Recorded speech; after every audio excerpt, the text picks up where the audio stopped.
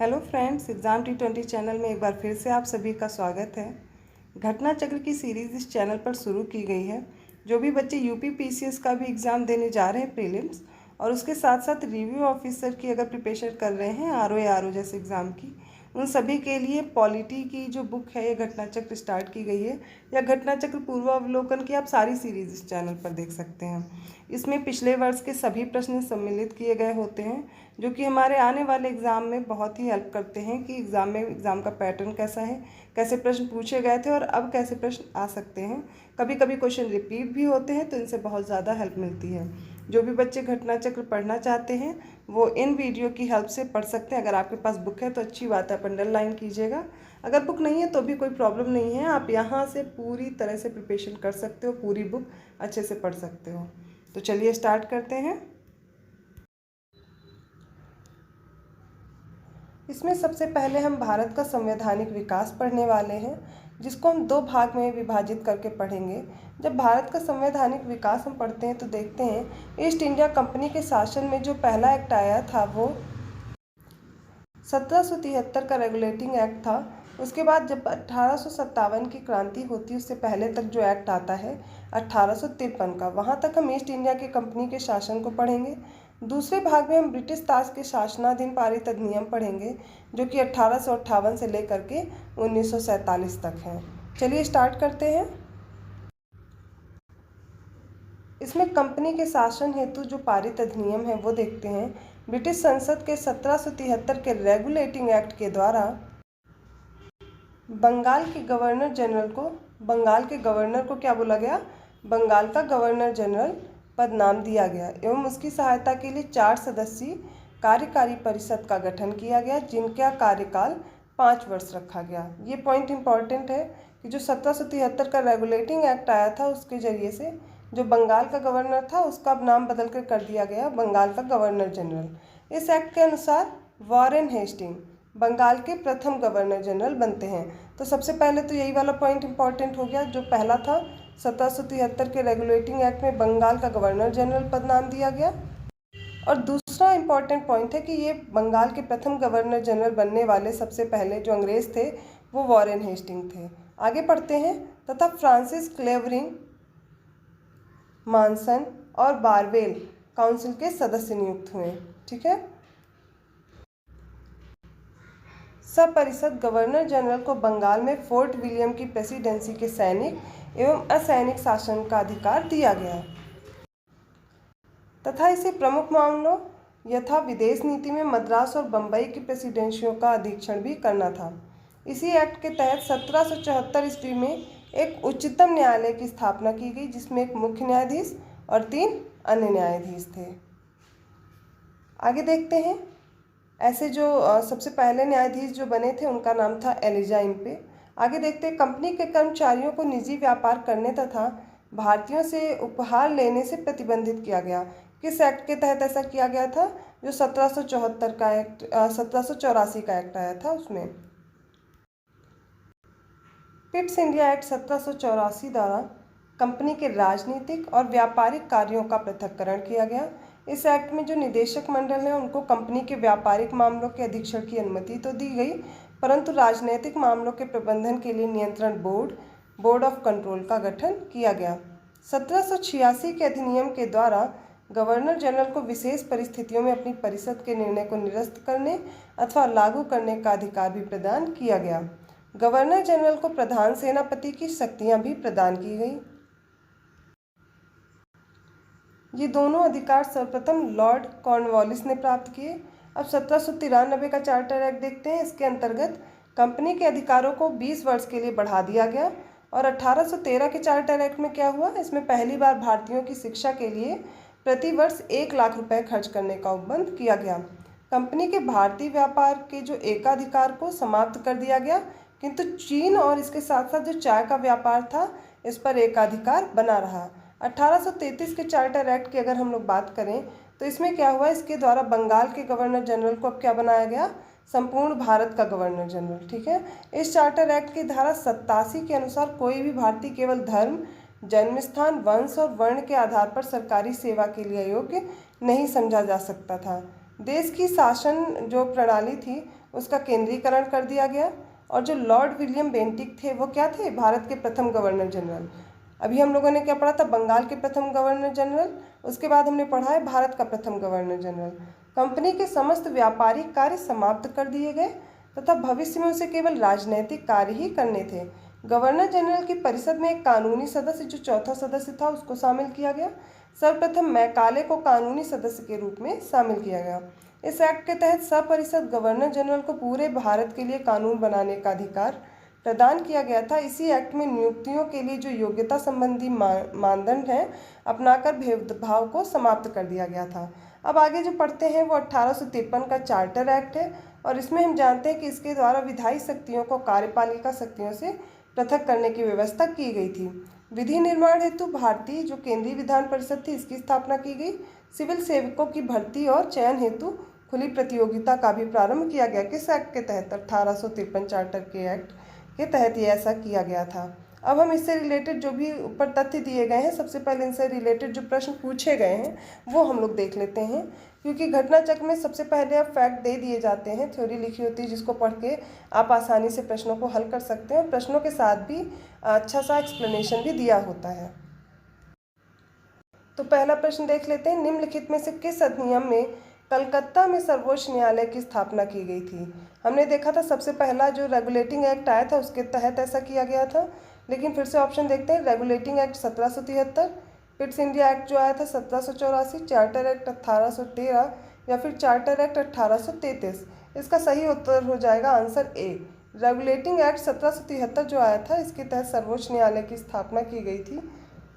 Explanation देख लेते हैं। 1773 के रेगुलेटिंग एक्ट में कलकत्ता में सर्वोच्च न्यायालय की स्थापना की गई थी। आप लोकेशन भी याद रखिए कहाँ की गई थी, जिसकी स्थापना 1774 में हुई। 73 का रेगुलेटिंग एक्ट था, लेकिन स्थापना कब होती है, 1774 में। और सर एलिजा इम्पे जो इसके थे प्रमुख न्यायाधीश थे, पहले मुख्य न्यायाधीश इसके बनते हैं।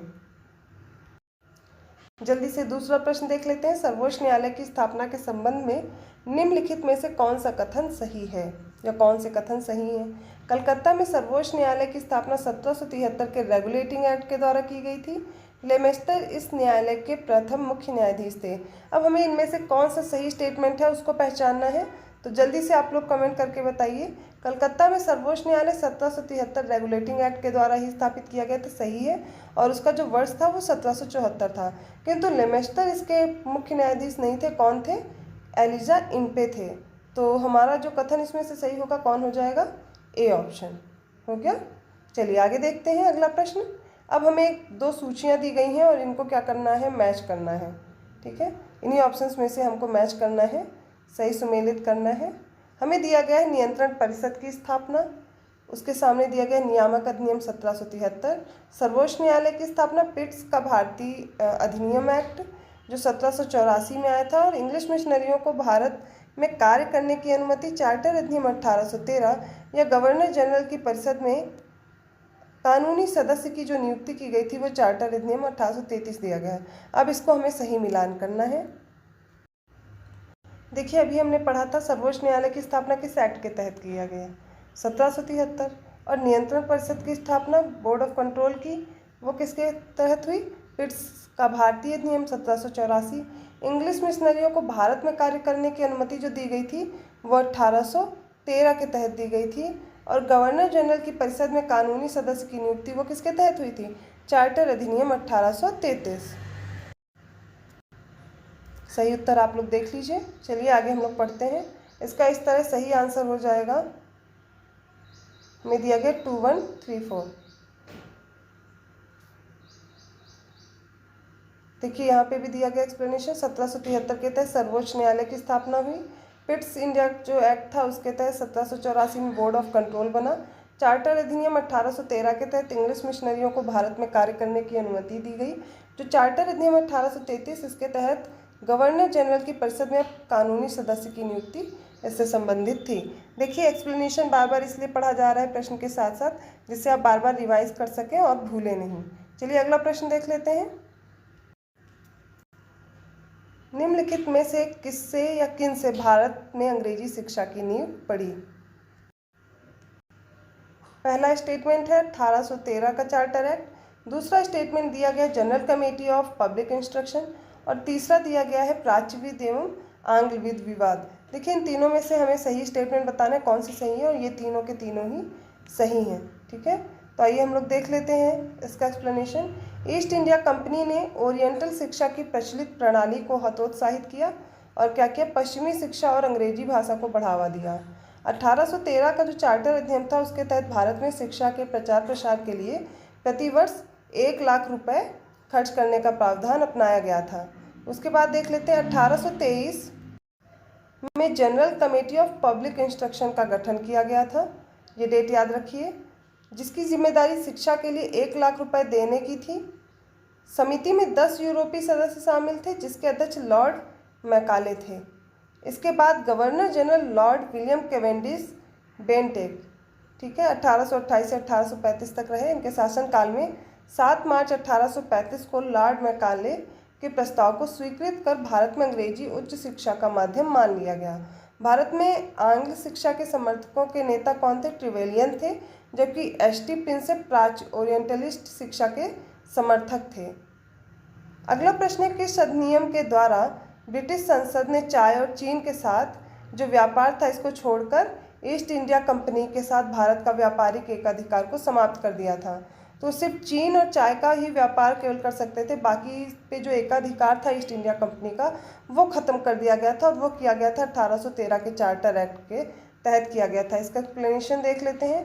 1813 के चार्टर अधिनियम के माध्यम से ब्रिटिश संसद ने चाय और चीन के साथ व्यापार को छोड़कर ईस्ट इंडिया कंपनी ने भारत के साथ व्यापारिक एकाधिकार को समाप्त कर दिया था, जबकि 1833 के चार्टर अधिनियम द्वारा कंपनी के समस्त व्यापारिक कार्य समाप्त कर दिए गए थे तथा भविष्य में कंपनी को केवल राजनैतिक कार्य ही करने थे। चार्टर एक्ट 1813 के संबंध में कुछ स्टेटमेंट दिए गए हैं और हमें उसमें से सही स्टेटमेंट बताने हैं। इसने भारत में ईस्ट इंडिया कंपनी के व्यापार एकाधिपत्य को चाय का व्यापार और चीन के साथ व्यापार को छोड़कर समाप्त कर दिया गया। इसने कंपनी द्वारा अधिकार में लिए गए भारतीय राज्य क्षेत्रों पर ब्रिटिश राज्य क्राउन की संप्रभुता को सुदृढ़ कर दिया। भारत का राजस्व अब ब्रिटिश संसद के नियंत्रण में आ गया। हमें 3 स्टेटमेंट दिए गए हैं और तीनों में से बताने हैं कौन सा सही है। ठीक है, तो आप लोग बताइए। देखिए पहला स्टेटमेंट तो अभी हम पिछले ही प्रश्न में सॉल्व कर रहे हैं, सही दिया गया है। दूसरा दिया गया है, देखिए जब इन्होंने क्या है एकाधिकार समाप्त कर दिया है और धीरे धीरे क्या हो रहा है, जो ब्रिटिश क्राउन की संप्रभुता है उसको सुदृढ़ किया जा रहा है। धीरे धीरे कंपनी क्या कर रही है, अपने अधिकार में भारतीय राज्य क्षेत्रों को लेने जा रही है। तीसरा है, भारत का राजस्व ब्रिटिश संसद के नियंत्रण में आ गया, ये बिल्कुल गलत दिया गया है। ये 1858 के बाद होता है, अभी ऐसा कुछ नहीं होगा। तो हमारे स्टेटमेंट कौन कौन से सही हो जाएंगे, पहला और दूसरा, पहला और दूसरा। अगला देखते हैं इसका एक्सप्लेनेशन। चार्टर एक्ट 1813 द्वारा ब्रिटिश ईस्ट इंडिया कंपनी का व्यापारिक एकाधिकार चीन और चाय के व्यापार का बना रहा, ये समाप्त कर दिया गया था। उसके अलावा साथ ही एक्ट के माध्यम से कंपनी द्वारा अधिकृत भारतीय राज्य क्षेत्रों पर ब्रिटिश क्राउन की संप्रभुता को सुदृढ़ भी किया गया। इस एक्ट से हालांकि कंपनी को आगे 20 वर्षों के लिए इन क्षेत्रों का अधिकार और राजस्व सौंपा गया था, तथापि यह ब्रिटिश क्राउन की संप्रभुता के प्रतिकूल नहीं होना था। इस प्रकार प्रश्नगत कथन 1 और 2 सही है, परंतु 3 नहीं, क्योंकि क्या हुआ था, भारत का राजस्व 1858 ईस्वी के अधिनियम द्वारा ब्रिटिश संसद के सीधे नियंत्रण में लाया गया था, जब ब्रिटिश कैबिनेट मंत्री के अधीन सेक्रेटरी ऑफ स्टेट का पद बना तथा विशेषकर राजस्व प्रशासन में उसकी सहायता के लिए काउंसिल ऑफ इंडिया का गठन किया गया था। अब हमसे पूछा गया है, किस अधिनियम ने भारतवासियों को अपने देश के प्रशासन में कुछ हिस्सा लेना संभव बनाया। Charter act 1833, charter act 1853, government of India act 1858 और इंडियन काउंसिल एक्ट 1861। चलिए हमें बताना है किस अधिनियम के तहत ऐसा हुआ था। तो इसका सही उत्तर हो जाएगा आंसर ए, चार्टर एक्ट 1833 के तहत। आइए इसका एक्सप्लेनेशन देखते हैं। चार्टर एक्ट 1833 की धाराओं में सबसे महत्वपूर्ण धारा संख्या 87 थी, जिसमें यह कहा गया था कि किसी भी भारतीय अथवा क्राउन की देशज प्रजा को अपने धर्म, जन्म स्थान, वंशानुक्रम, वर्ण अथवा इनमें से किसी भी एक कारणवश कंपनी के अधीन पद अथवा सेवा के अयोग्य नहीं माना जा सकेगा। कालांतर में राजनैतिक आंदोलन में 1833 एक्ट की यह धारा प्रशासन में भागीदारी हेतु मुख्य आधार बनी। हमने एक पार्ट तो इसमें देख लिया था, अब दूसरा पार्ट पढ़ना है हमें। चलिए स्टार्ट करते हैं अच्छे से। ब्रिटिश ताज के शासनाधीन पारित जो अधिनियम है आगे, जो 1858 के बाद है, उनको पढ़ते हैं। ब्रिटिश संसद के भारत शासन अधिनियम 1858 के द्वारा भारत का शासन ब्रिटिश ताज के अधीन कर दिया गया।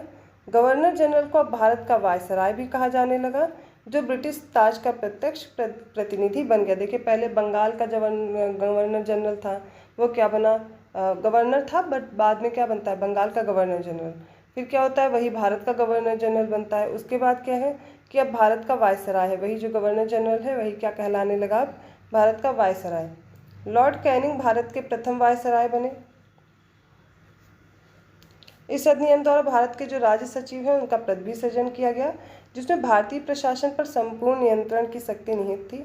उसकी सहायता के लिए 15 सदस्यीय परिषद के गठन का प्रावधान किया गया। अब भारत परिषद अधिनियम 1861 देखते हैं, 58 वाला हो गया है कंप्लीट। चलिए,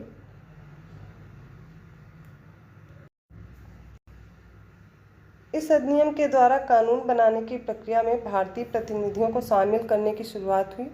इस अधिनियम द्वारा मद्रास एवं बम्बई की प्रेसिडेंसियों को पुनः विधायी शक्तियां दे करके विकेंद्रीकरण की प्रक्रिया का शुरुआत हुआ यहाँ से। इसने वायसराय को आपातकाल में अध्यादेश जारी करने के लिए अधिकृत किया, जो अधिकतम 6 माह की अवधि तक प्रभावी हो सकता था।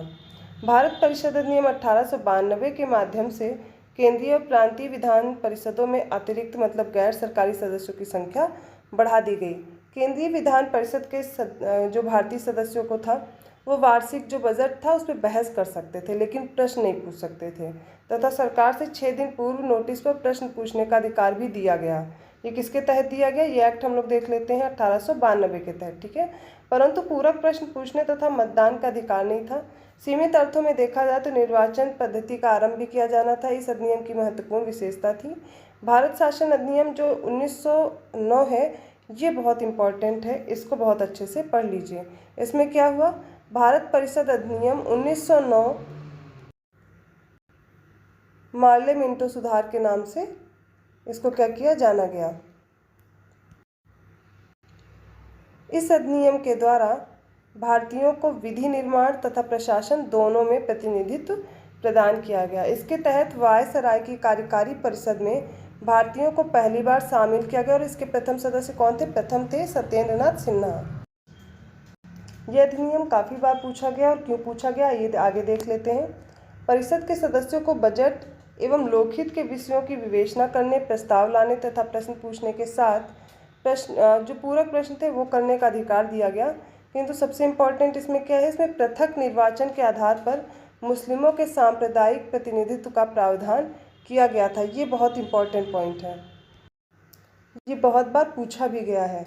अगला सबसे इम्पोर्टेंट है, वो कौन सा है, भारत शासन अधिनियम 1919, जिसको किस नाम से जानते हैं, मॉन्टेग्यू चेम्सफोर्ड के नाम से भी जाना जाता है। इसमें क्या हुआ था, इस अधिनियम के द्वारा पहली बार प्रत्यक्ष चुनाव प्रणाली अपनाई गई। सांप्रदायिक आधार पर निर्वाचन प्रणाली को विस्तारित करते हुए अब किसको किसको दिया गया, सिखों, भारतीयों, ईसाइयों, आंग्ल भारतीयों तथा यूरोपियों के लिए भी इसे लागू किया गया। इस अधिनियम द्वारा पहली बार केंद्र में द्विसदनीय व्यवस्था स्थापित की गई। इस अधिनियम के द्वारा सभी विषयों को केंद्र तथा प्रांतों में बांट दिया गया। द्विसदनीय केंद्रीय विधानमंडल समस्त ब्रिटिश भारत के लिए कानून बना सकती थी। इस अधिनियम के तहत प्रांतों में द्वैत शासन प्रणाली लागू की गई। प्रांतीय विषयों को 2 भागों में बांटा गया, पहला था आरक्षित और दूसरा था हस्तांतरित। इस अधिनियम के तहत पहली बार उत्तरदायी शासन शब्द का प्रयोग किया गया। इसके अंतर्गत एक आयोग का गठन किया जाना था, जिसका कार्य 10 वर्ष बाद इस अधिनियम की समीक्षा के बाद अपनी रिपोर्ट प्रस्तुत करना था। अब पढ़ते हैं भारत शासन अधिनियम 1935। इसके द्वारा भारत में संघात्मक सरकार की स्थापना की गई। इस अधिनियम के द्वारा प्रांतों में द्वैत शासन समाप्त किया गया और केंद्र में द्वैत शासन लगाया गया। ये बहुत बार पूछा गया है कि केंद्र में द्वैत शासन कब लगाया गया, और ये भी पूछा जाता है प्रांतों में द्वैत शासन कब लगा था, वो एक्ट बताना पड़ता है, या फिर हमसे पूछ लिया जाता है कब ये समाप्त किया गया था। तो 1935 के जरिए से इसको समाप्त किया गया था। भारत में मुद्रा एवं साख पर नियंत्रण के लिए भारतीय रिजर्व बैंक की स्थापना की गई। सांप्रदायिक निर्वाचन प्रणाली का विस्तार करते हुए अब किसके लिए विस्तार किया गया, दलित जातियों, महिलाओं और श्रमिकों को भी इसमें शामिल किया। इसी अधिनियम के तहत वर्ष 1937 में संघीय न्यायालय की भी स्थापना होती है। ठीक है, पहला हम सर्वोच्च न्यायालय देख चुके हैं 1774 में। अब संघीय न्यायालय पूछा जाएगा तो कब बताएंगे, 1937 में। इस अधिनियम द्वारा बर्मा को ब्रिटिश भारत से अलग कर दिया गया। 2 नए प्रांत बनाए गए, सिंध और उड़ीसा। इसके तहत कुछ प्रांतों में द्विसदनात्मक व्यवस्था की गई। और फिर हम आगे देखते हैं भारतीय शासन अधिनियम 1947 कब आया था, 15 अगस्त 1947 को। भारत को स्वतंत्र एवं संप्रभु राष्ट्र इसके तहत घोषित किया गया।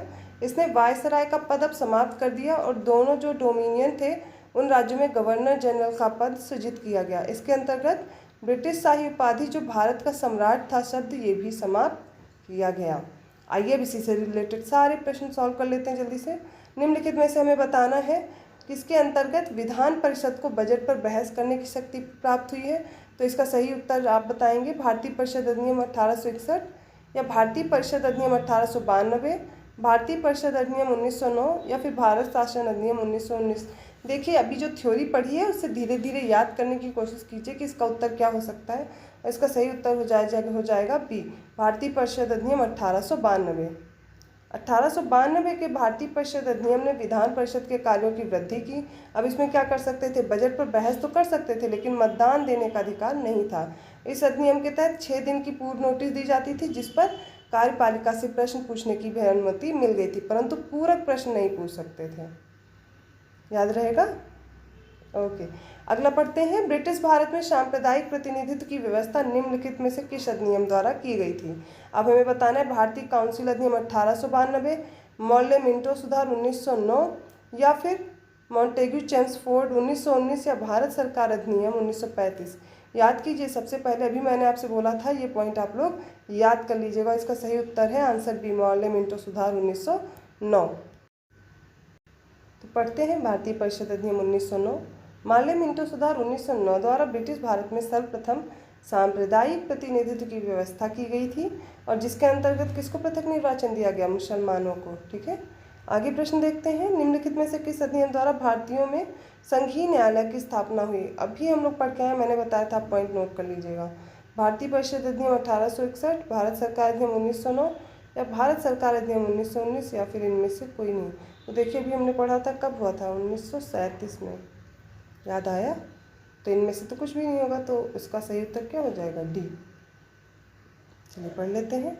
भारत में संघीय न्यायालय की स्थापना 1 अक्टूबर 1937 को भारत सरकार अधिनियम 1935 के अंतर्गत की गई थी। इसके प्रथम मुख्य न्यायाधीश कौन थे, सर मॉरिस ग्वेयर थे। उपयुक्त में जो विकल्प दिए गए उसमें 1935 था ही नहीं। भारत सरकार अधिनियम याद कर लीजिए और इस्टेब्लिशमेंट की डेट याद कर लीजिए। भारत का संघीय न्यायालय किस वर्ष में स्थापित हुआ, 1937। अभी पढ़ के आ रहे हैं हम लोग। फिर पूछा गया केंद्र में द्वैत शासन, अब हमें बताना है किसके अंतर्गत स्थापित किया गया था। केंद्र में द्वैत शासन कब लगा, 1909 के अधिनियम के तहत या भारत शासन अधिनियम 1919,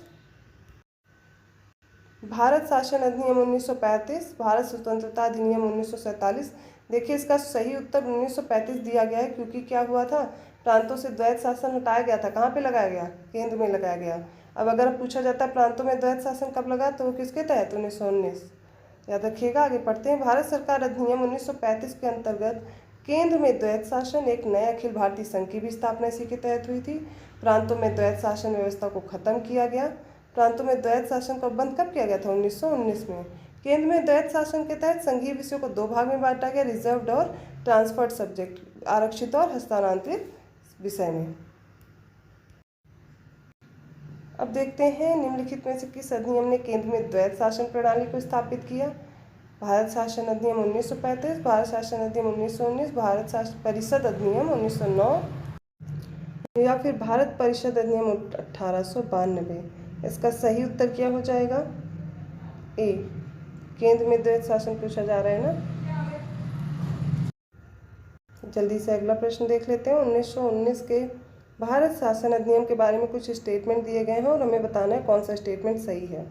प्रांतों की कार्यकारिणी सरकार में द्वैत शासन की व्यवस्था की गई, मुसलमानों के लिए पृथक सांप्रदायिक निर्वाचक मंडलों की व्यवस्था की गई और केंद्र द्वारा प्रांतों की विधायिनी शक्ति का हस्तांतरण किया गया। इनमें से बताइए केवल एक सही है, 2 सही है, कौन कौन से कथन सही हैं।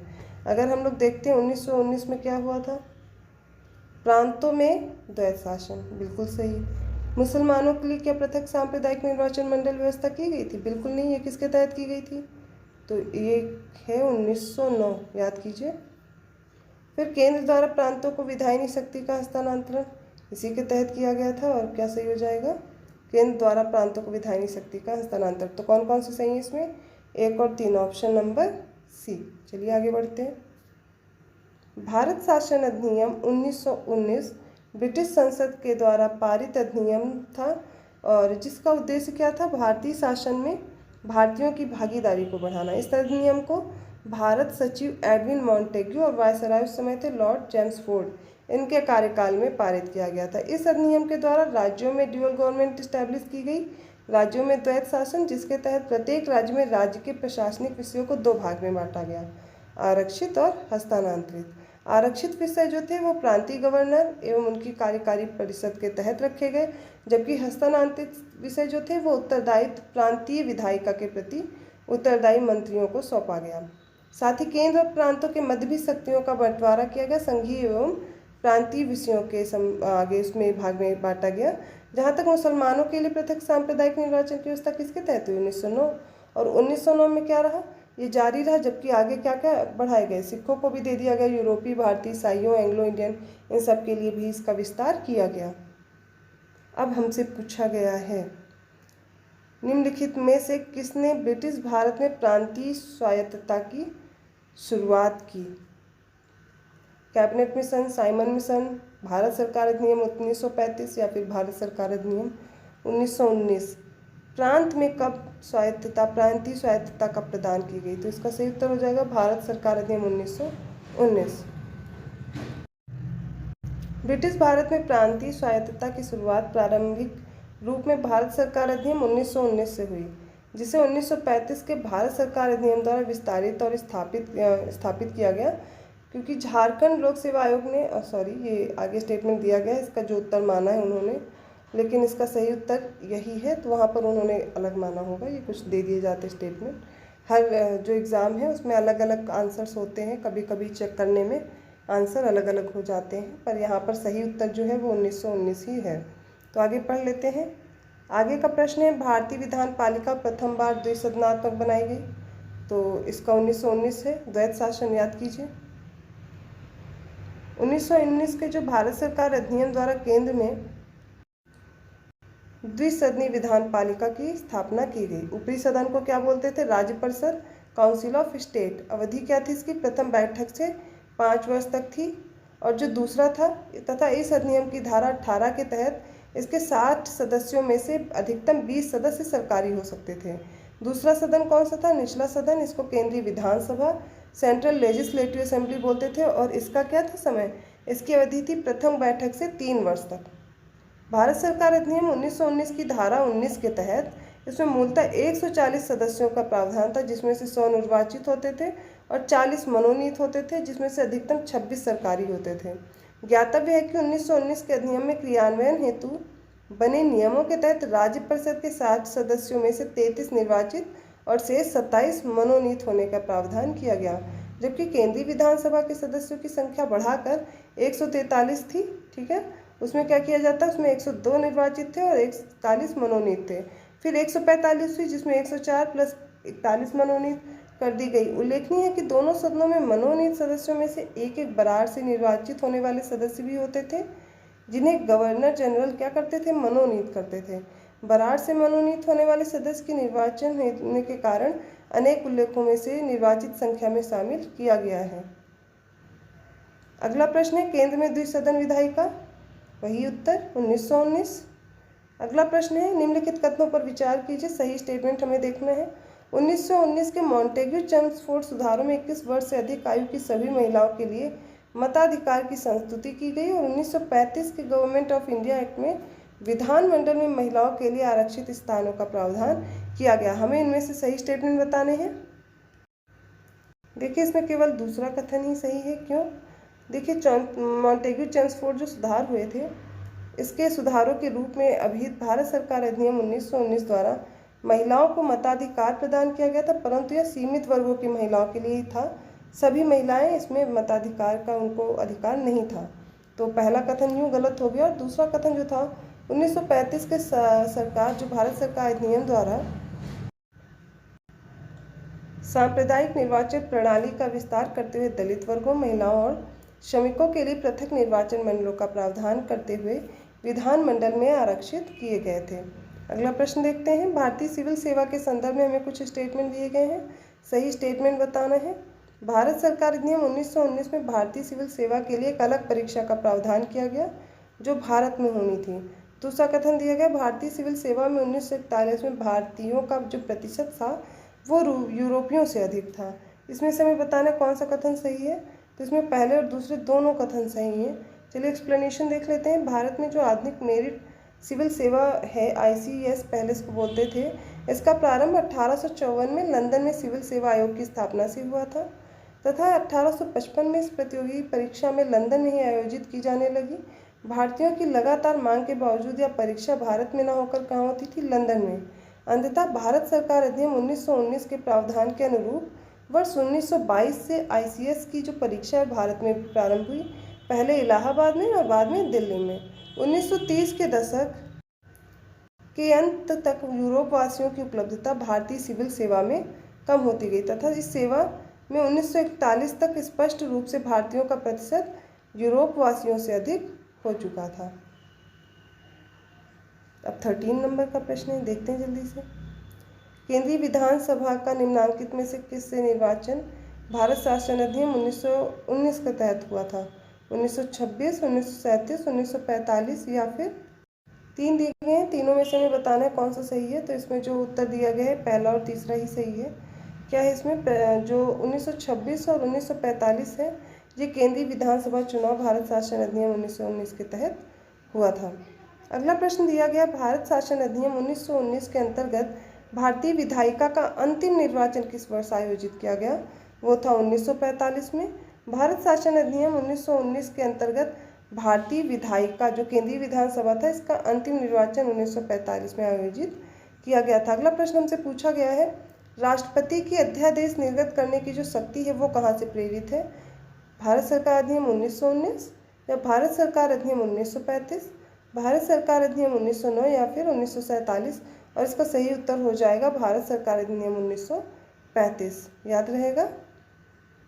यद्यपि भारत सरकार में गवर्नर जनरल को 1861 के भारत परिषद अधिनियम से विधान परिषद की अनुमति के बिना अध्यादेश जारी करने की शक्ति प्राप्त थी, परंतु भारतीय संविधान में जो राष्ट्रपति की अध्यादेश निर्गत करने की शक्ति है जो कि आर्टिकल 123 में उल्लिखित की गई है वो भारत सरकार अधिनियम 1935 की धारा 42 और 43 से प्रेरित है। निम्नलिखित में से किस अधिनियम द्वारा संवैधानिक निरंकुशता का सिद्धांत प्रवृत्त किया गया? 1909 का भारतीय काउंसिल अधिनियम, 1919 का भारत सरकार अधिनियम या 1935 का भारत सरकार अधिनियम या फिर 1947 का भारतीय स्वतंत्रता अधिनियम? तो इसका भी सही उत्तर क्या ऐसी है? 1935 का भारत सरकार अधिनियम। राइट। संवैधानिक निरंकुशता का सिद्धांत भारत सरकार अधिनियम 1935 द्वारा प्रवृत्त किया गया। यह अधिनियम ब्रिटिश संसद द्वारा पारित सर्वाधिक विस्तृत अधिनियम था। साथ ही भारत के लिए तैयार संवैधानिक प्रस्तावों में से सबसे जटिल दस्तावेज था। इसी अधिनियम ने भारत संघ की स्थापना, संघीय न्यायपालिका, केंद्र और राज्यों के मध्य शक्तियों का जो विभाजन है इसकी व्यवस्था की थी। अगला प्रश्न हमें दिया गया है, भारत के संविधान में केंद्र और राज्यों के बीच किया गया शक्तियों का विभाजन इनमें से किसमें उल्लिखित योजना पर आधारित है? मॉर्ले मिंटो सुधार 1909, मॉन्टेग्यू चेम्सफोर्ड अधिनियम 1919 या भारत सरकार अधिनियम 1935 या दिया गया है भारतीय स्वतंत्रता अधिनियम 1947? और उसका सही उत्तर है सी, भारत सरकार अधिनियम 1935। भारत के संविधान में केंद्र और राज्यों के मध्य शक्तियों का विभाजन भारत सरकार अधिनियम 1935 में उल्लिखित योजना पर आधारित था। इस अधिनियम की 7वीं अनुसूची में संघीय, राज्य और समवर्ती सूची के विषयों का विभाजन किया गया था। इसके अतिरिक्त प्रांतों में द्वैत शासन समाप्त किया गया और किसमें लगाया गया? केंद्र में द्वैत शासन लागू किया गया था, जो प्रांतीय स्वायत्तता के सूत्रपात का संकेत था। और इसमें एक अखिल भारतीय महासंघ की भी स्थापना करने का प्रावधान था। इस संघ का निर्माण तत्कालीन ब्रिटिश जो प्रांत थे उनके चीफ कमिश्नर प्रांतों एवं देशी रियासतों से मिलाकर होना था, परंतु यह व्यवस्था लागू नहीं की जा सकी थी। 1935 के भारत सरकार अधिनियम द्वारा स्थापित होने वाले संघ में अवशिष्ट जो शक्तियां थी वो किसके पास होती थी? गवर्नर जनरल के पास। अब हमसे पूछा गया निम्न में से एक भारत सरकार अधिनियम 1935 की मुख्य विशेषता नहीं थी। नहीं पूछा गया है, ध्यान दीजिएगा। इस अधिनियम में अखिल भारतीय महासंघ का प्रावधान था। अवशिष्ट विषय प्रांतीय विधायिकाओं को आवंटित किए गए थे। यह प्रांतीय स्वायत्तता के सूत्रपात का संकेत था। इसने प्रांतीय स्तर पर द्वैत शासन प्रणाली को समाप्त कर केंद्र में लागू किया। अब हमें बताना इनमें से क्या नहीं था। देखिए, पहला था, क्या दूसरा था ऐसा? अवशिष्ट विषय प्रांतीय विधायकों को दिए गए? नहीं, किसको दिए गए थे? केंद्र को दिया गया था। तो दूसरा स्टेटमेंट गलत, तीसरा सही, चौथा भी सही है। राइट, तो कौन सा हमारा ऑप्शन सही हो जाएगा? बी। एक संघीय व्यवस्था और केंद्र में द्वैत शासन भारत में कब लागू किया गया? तो केंद्र में द्वैत शासन 1935 के द्वारा। अगला भी प्रश्न देख लेते जल्दी से। अखिल भारतीय महासंघ के स्थापित करने का जो प्रावधान किया गया था वो किसके तहत? 1935। ऑप्शन देखने की जरूरत ही नहीं, याद हो गया है। 21 प्रश्न देखते हैं। निम्नलिखित में से किस एक अधिनियम ने भारत में संघीय शासन की व्यवस्था दी? भारत सरकार अधिनियम 1935। 1935 के अधिनियम द्वारा स्थापित संघ में अवशेष शक्तियां किसको दी गई थी? गवर्नर जनरल को दी गई थी। निम्नांकित में से कौन सा भारत शासन अधिनियम 1935 में स्वीकार किया हुआ महत्वपूर्ण और स्थायी अवयव नहीं है? देश के लिए लिखित संविधान, विधानमंडल के लिए निर्वाचित एवं जवाबदेह प्रतिनिधि, एक संघ की योजना पर विचार, विधानमंडल के लिए सरकारी सदस्यों का समावेश या समवाचित नॉमिनेट किया जाना। तो इसका देख लेते हैं। इसका सही उत्तर है ए, लिखित संविधान का कोई भी प्रावधान नहीं था। बाकी सब हमें क्या दिए गए? सही दिए गए हैं। ओके, भारत शासन अधिनियम 1935 में देश के लिखित संविधान का उल्लेख नहीं था। भारत के लिए संविधान का सर्वप्रथम उल्लेख कब किया गया? क्रिप्स मिशन द्वारा। बाकी सारे विकल्प जो थे वो 1935 में थे। अगला प्रश्न है, 1935 का गवर्नमेंट ऑफ इंडिया एक्ट क्यों महत्वपूर्ण है? यह भारतीय संविधान का प्रमुख स्रोत है। इसके द्वारा भारत को स्वतंत्रता मिली। इसमें भारत का विभाजन उल्लिखित है या फिर इसके द्वारा रियासतें समाप्त हुई।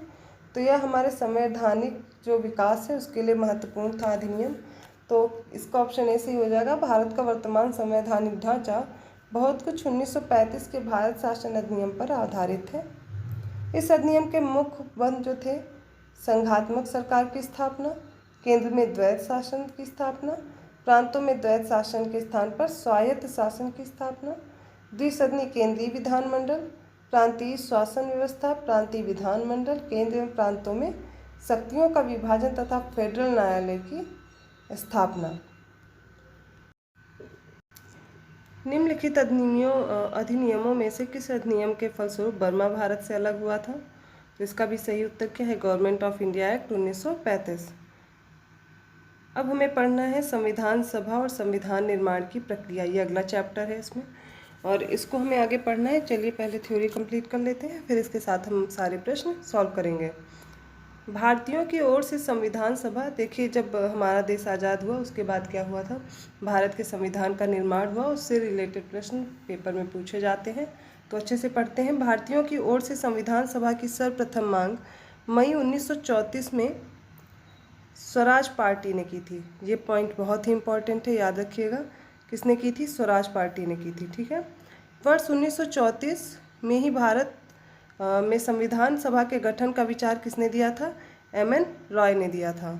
इसके बाद देख लेते हैं, भारतीय राष्ट्रीय कांग्रेस के स्तर पर भी पहली बार स्वराज पार्टी के बाद पटना में मई 1934 में ही संविधान निर्माण के लिए आधिकारिक रूप से संविधान सभा की मांग की गई। देखिए कब कब संविधान सभा की मांग की गई ये हमें दिया गया है, किसने किसने मांग की थी और किस समय की थी, जिसकी पुष्टि कांग्रेस के 1936 के फैजपुर अधिवेशन में की गई थी। एक निर्वाचित सभा द्वारा भारत के संविधान का निर्माण करने का प्रस्ताव सर्वप्रथम 1942 में क्रिप्स मिशन द्वारा किया गया था। कैबिनेट मिशन योजना 1946 द्वारा भारतीय संविधान सभा का प्रातिनिधिक निर्वाचन के आधार पर गठन किया गया था। देखिए इसमें क्रिप्स मिशन का और ये कैबिनेट मिशन, इन सब का जो समय दिया गया ये भी साथ में देखते चलिए। कैबिनेट मिशन की रिपोर्ट के अनुसार संविधान सभा में निर्वाचित होनी थी और प्रांतों का प्रतिनिधित्व जनसंख्या के आधार पर होना था। इसके तहत मोटे तौर पर प्रति 10 लाख व्यक्तियों पर एक प्रतिनिधि के निर्वाचन की व्यवस्था प्रस्तावित थी। संविधान सभा की कुल सदस्य संख्या 389 निर्धारित थी। इनमें से जो 296 सीटें थीं वो ब्रिटिश भारत को, 93 सीटें देसी रियासतों को आवंटित की जानी थीं। ब्रिटिश भारत को आवंटित 296 सीटों में से 292 सदस्यों का चुनाव 11 गवर्नरों के प्रांतों से तथा 4 का जो चयन था वो मुख्य आयुक्तों के प्रांतों से प्रत्येक में से एक से किया जाना था। देसी रियासतों के प्रतिनिधियों का चयन रियासतों के प्रमुखों द्वारा किया जाना था।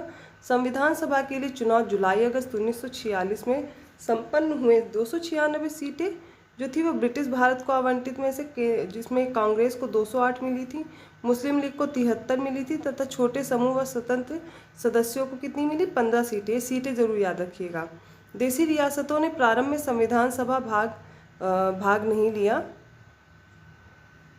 28 अप्रैल 1947 को प्रारंभ संविधान सभा के तृतीय अधिवेशन से इसमें भारतीय देसी रियासतों के प्रतिनिधि क्रमिक रूप से शामिल होने लगे थे। संविधान सभा मुख्यतः अप्रत्यक्ष निर्वाचन प्रणाली का परिणाम थी। प्रांतों की विधानसभाओं का उपयोग निर्वाचक मंडल के रूप में किया गया। यह निर्वाचक वयस्क मताधिकार पर आधारित नहीं था, ये देख लीजिएगा। 1935 के अधिनियम के अनुसार क्या था? मताधिकार कर, शिक्षा एवं संपत्ति के आधार पर सीमित थी।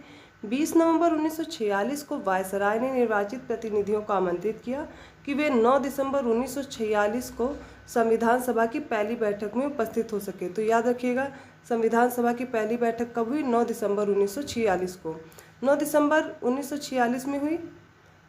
फिर देखते हैं हम इसमें क्या हुआ। 9 दिसंबर 1946 को सभा में पहली बैठक में कुल 207 सदस्य जिसमें 9 महिलाएं थीं, इन्होंने हिस्सा लिया था। 9 दिसंबर 1946 को संविधान सभा की प्रथम बैठक की अध्यक्षता अस्थायी अध्यक्ष डॉक्टर सच्चिदानंद सिन्हा ने की थी। इसके अस्थायी सदस्य पहले कौन थे? डॉक्टर सच्चिदानंद सिन्हा। 11 दिसंबर 1946 को संविधान सभा ने डॉक्टर राजेंद्र प्रसाद को निर्विरोध संविधान सभा के स्थायी अध्यक्ष के रूप में निर्वाचित किया। 13 दिसंबर 1946 को जवाहरलाल नेहरू ने क्या किया? उद्देश्य प्रस्ताव प्रस्तुत किया, जो कि 22 जनवरी 1947 को संविधान सभा द्वारा पारित किया गया। माउंटबेटन योजना 3 जून 1947 को आई थी। इसके तहत जो विभाजन हुए उसके परिणाम स्वरूप पाकिस्तान के लिए पृथक संविधान सभा का गठन किया गया तथा मूल जो भारतीय लोग थे उनके लिए संविधान सभा के सदस्यों की संख्या अब घटकर कितनी? 299 रह गई, जिनमें से क्या था? भारतीय प्रांतों को 229 प्रतिनिधि मिले और भारतीय रियासतों के 70 प्रतिनिधि इसमें शामिल थे। भारतीय संविधान के निर्माण और उसके अंगीकृत होने तक संविधान सभा में कुल 2 वर्ष 11 माह और 18 दिन का समय लगा था। ज्ञातव्य है कि लोकसभा और राज्यसभा की वेबसाइट पर इसमें क्या दिया गया है? 2 वर्ष 11 माह और 17 दिन का समय, जिसका कारण संभवतः संविधान सभा द्वारा अंकित किए जाने के दिन को संविधान के निर्माण की अवधि में शामिल नहीं किया गया है, इसलिए इतना समय बताया गया है। आगे देखते हैं। इसके लिए कुल 11 अधिवेशन हुए। कुल अवधि जो लगी थी वो 165 दिन थे, जिसमें से 114 दिन संविधान के प्रारूप पर विचार किया गया था। जो 11वां अधिवेशन था इसके अंतिम दिन 26 नवंबर 1949 को संविधान को अंगीकृत किया गया था। इन 11 अधिवेशनों के अतिरिक्त संविधान सभा पुनः 24 जनवरी 1950 को समवेत हुई जब सदस्यों द्वारा भारत के संविधान पर हस्ताक्षर किए गए। तो इसमें कितने सदस्य थे? 284। भारतीय संविधान के निर्माण के समय BN राव, बेनेगल नरसिंह राव जिनका पूरा नाम है, इनको संवैधानिक सलाहकार नियुक्त किया गया था। 26 नवंबर 1949 को भारत के लोगों द्वारा संविधान को अंगीकृत, अधिनियमित और आज समर्पित किया गया। संविधान पूर्ण रूप से 26 जनवरी 1950 को लागू हुआ। भारतीय संविधान सभा में कुल महिला सदस्य कितनी थी? 15। ये प्रश्न पूछा भी जा चुका है पेपर में। उनके नाम हम लोग देख लेते हैं, नाम भी पूछे जा सकते हैं। ये कौन कौन से नाम हैं? पहली है विजय लक्ष्मी पंडित, दूसरा नाम है राजकुमारी अमृत कौर, तीसरा नाम है सरोजनी नायडू, फिर है सुचेता कृपलानी, पूर्णिमा बनर्जी, लीला राय, जी दुर्गाबाई, हंसा मेहता, कमला चौधरी, रेणुका रे और मालती चौधरी, दक्षयानी वेलायुधन, बेगम एजाज रसूल, एनी मस्किरीनी और अम्मू स्वामीनाथन। ग्रेनविल ऑस्टिन ने इसके बारे में कहा था, संविधान सभा कांग्रेस थी और कांग्रेस भारत, ये देख लीजिएगा, ये स्टेटमेंट पूछे जाते हैं। फिर आगे दिया गया है 2 सितंबर 1946 को अंतरिम सरकार का गठन किया गया। इसमें मुस्लिम लीग के सदस्य शामिल नहीं हुए, हालांकि उनके शामिल होने के लिए विकल्प खुला रखा गया था। अंततः 26 अक्टूबर 1946 को जब सरकार का पुनर्गठन किया गया, तब मुस्लिम लीग के 5 प्रतिनिधियों को कैबिनेट में शामिल किया गया।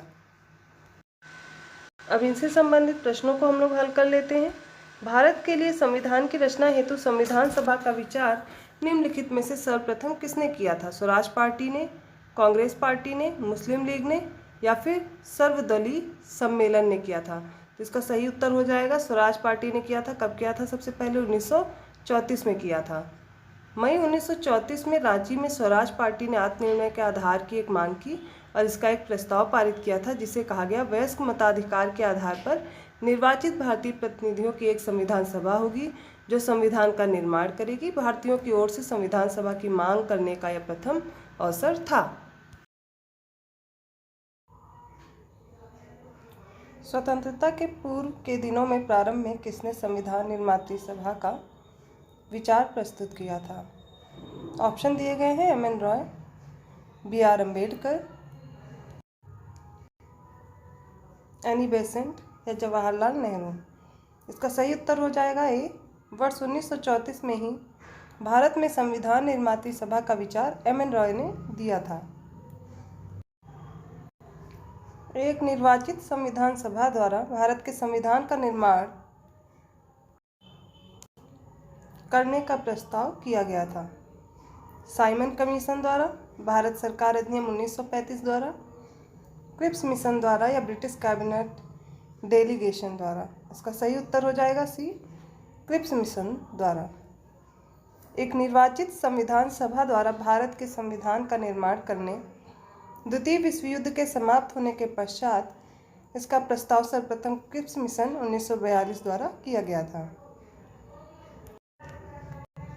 कैबिनेट मिशन योजना के अंतर्गत संविधान निर्मात्री परिषद में प्रत्येक प्रांत को आवंटित सदस्य संख्या निर्धारित करने के लिए एक प्रतिनिधि कितनी जनसंख्या के अनुपात में था? पहला ऑप्शन है 8 लाख प्रति व्यक्ति, सेकंड ऑप्शन है 10 लाख व्यक्ति या 12 लाख व्यक्ति या 15 लाख व्यक्ति।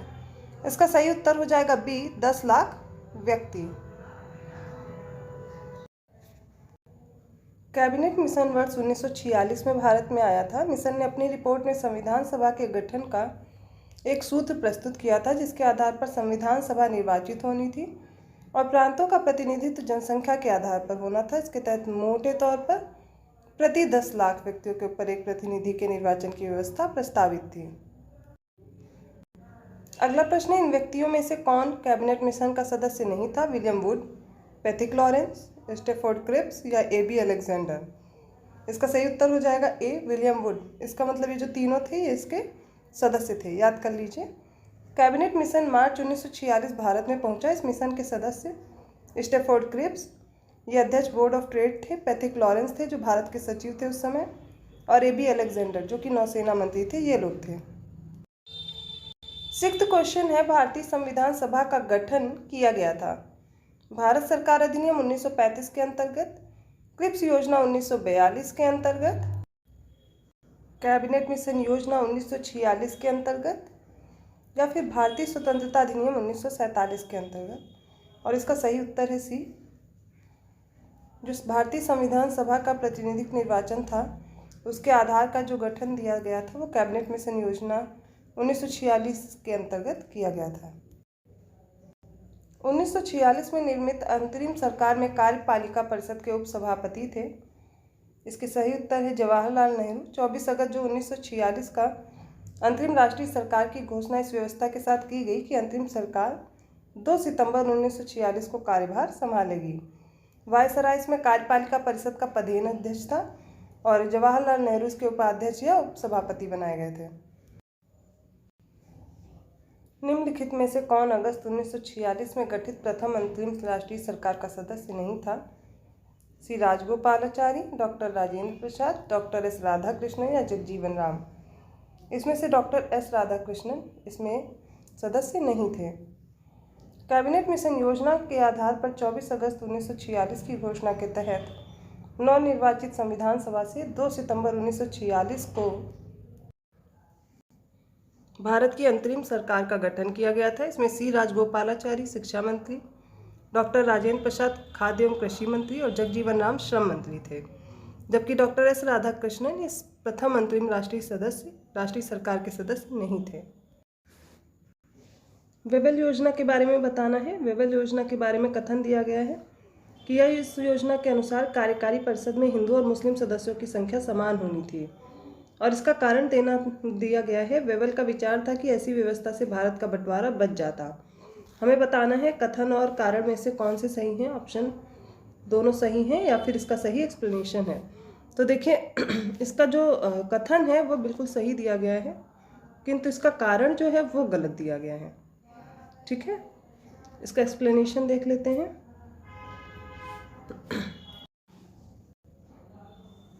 अक्टूबर 1943 में लिनलिथिगो के स्थान पर आर्कीबाल्ड वेबल वायसराय तथा गवर्नर जनरल नियुक्त किए गए। वे भारतीय संवैधानिक गतिरोध को दूर करने के लिए उद्देश्य से 1945 में लंदन गए। वहां उन्होंने भारतीय प्रशासन के संबंध में ब्रिटिश सरकार से विस्तार से बात की तथा कुछ प्रस्ताव भी रखे थे। जून 1945 में उन प्रस्तावों को वेबल योजना के नाम से सार्वजनिक किया गया था। वेबल योजना के प्रस्तावों में कार्यकारी परिषद मुसलमान सदस्यों की संख्या हिंदुओं के बराबर होना, परिषद में वायसराय तथा कमांडर इन चीफ को छोड़कर सभी सदस्यों को भारतीय होना, शीघ्र ही शिमला में एक सम्मेलन बुलाया जाना तथा युद्ध की समाप्ति के पश्चात भारतीयों के द्वारा खुद का संविधान बनाया जाना इत्यादि प्रावधान इसमें शामिल थे। इसके जो जो प्रावधान हैं वो ध्यान से देख लीजिए, क्योंकि ये पूछे जा सकते हैं। और इसका उद्देश्य जो था वो राजनीतिक गतिरोध को दूर करना था, भारत को पूर्ण स्वशासन की दिशा में आगे बढ़ाना और संवैधानिक गतिरोध दूर करना था। इसका उद्देश्य कहीं से भी हिंदू मुस्लिम एकता को दृढ़ करना नहीं था, जिससे भारत का विभाजन रुक सके। अतः कथन सत्य, किंतु कारण क्या हो जाएगा? गलत हो जाएगा। अगला प्रश्न है, निम्नलिखित में से कौन सा कथन संविधान सभा के विषय में सत्य है? यह वयस्क मताधार पर आधारित थी या प्रत्यक्ष निर्वाचन का परिणाम थी? वह बहुदलीय निकाय थी या उनमें से अनेक समितियों के माध्यम से कार्य किया उसने?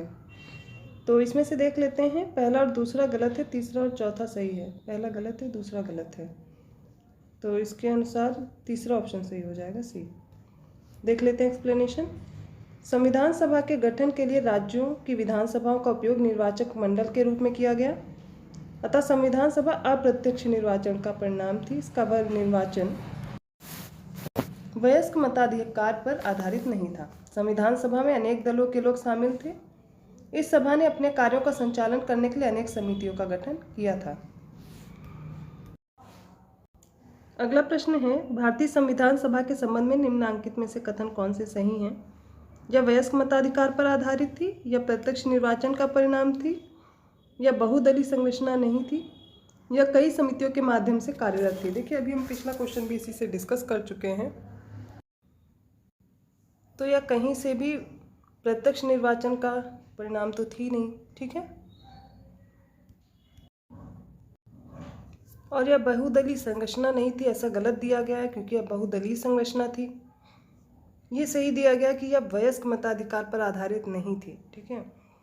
और दिया गया है, देखिए दूसरा भी गलत हो गया, या कई समितियों के माध्यम से कार्यरत थी, ये सही दिया गया है। तो हमारा ए और डी सही हो जाएगा इसमें।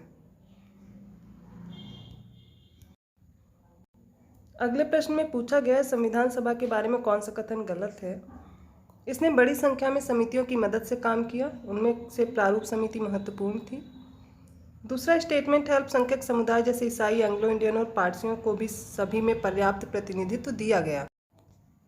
अगला स्टेटमेंट है, इसका निर्वाचन सार्वभौम वयस्क मताधिकार के आधार पर किया गया था। इसके बाद बताया गया इसकी चुनाव प्रक्रिया 1935 के अधिनियम 6वीं अनुसूची पर आधारित थी।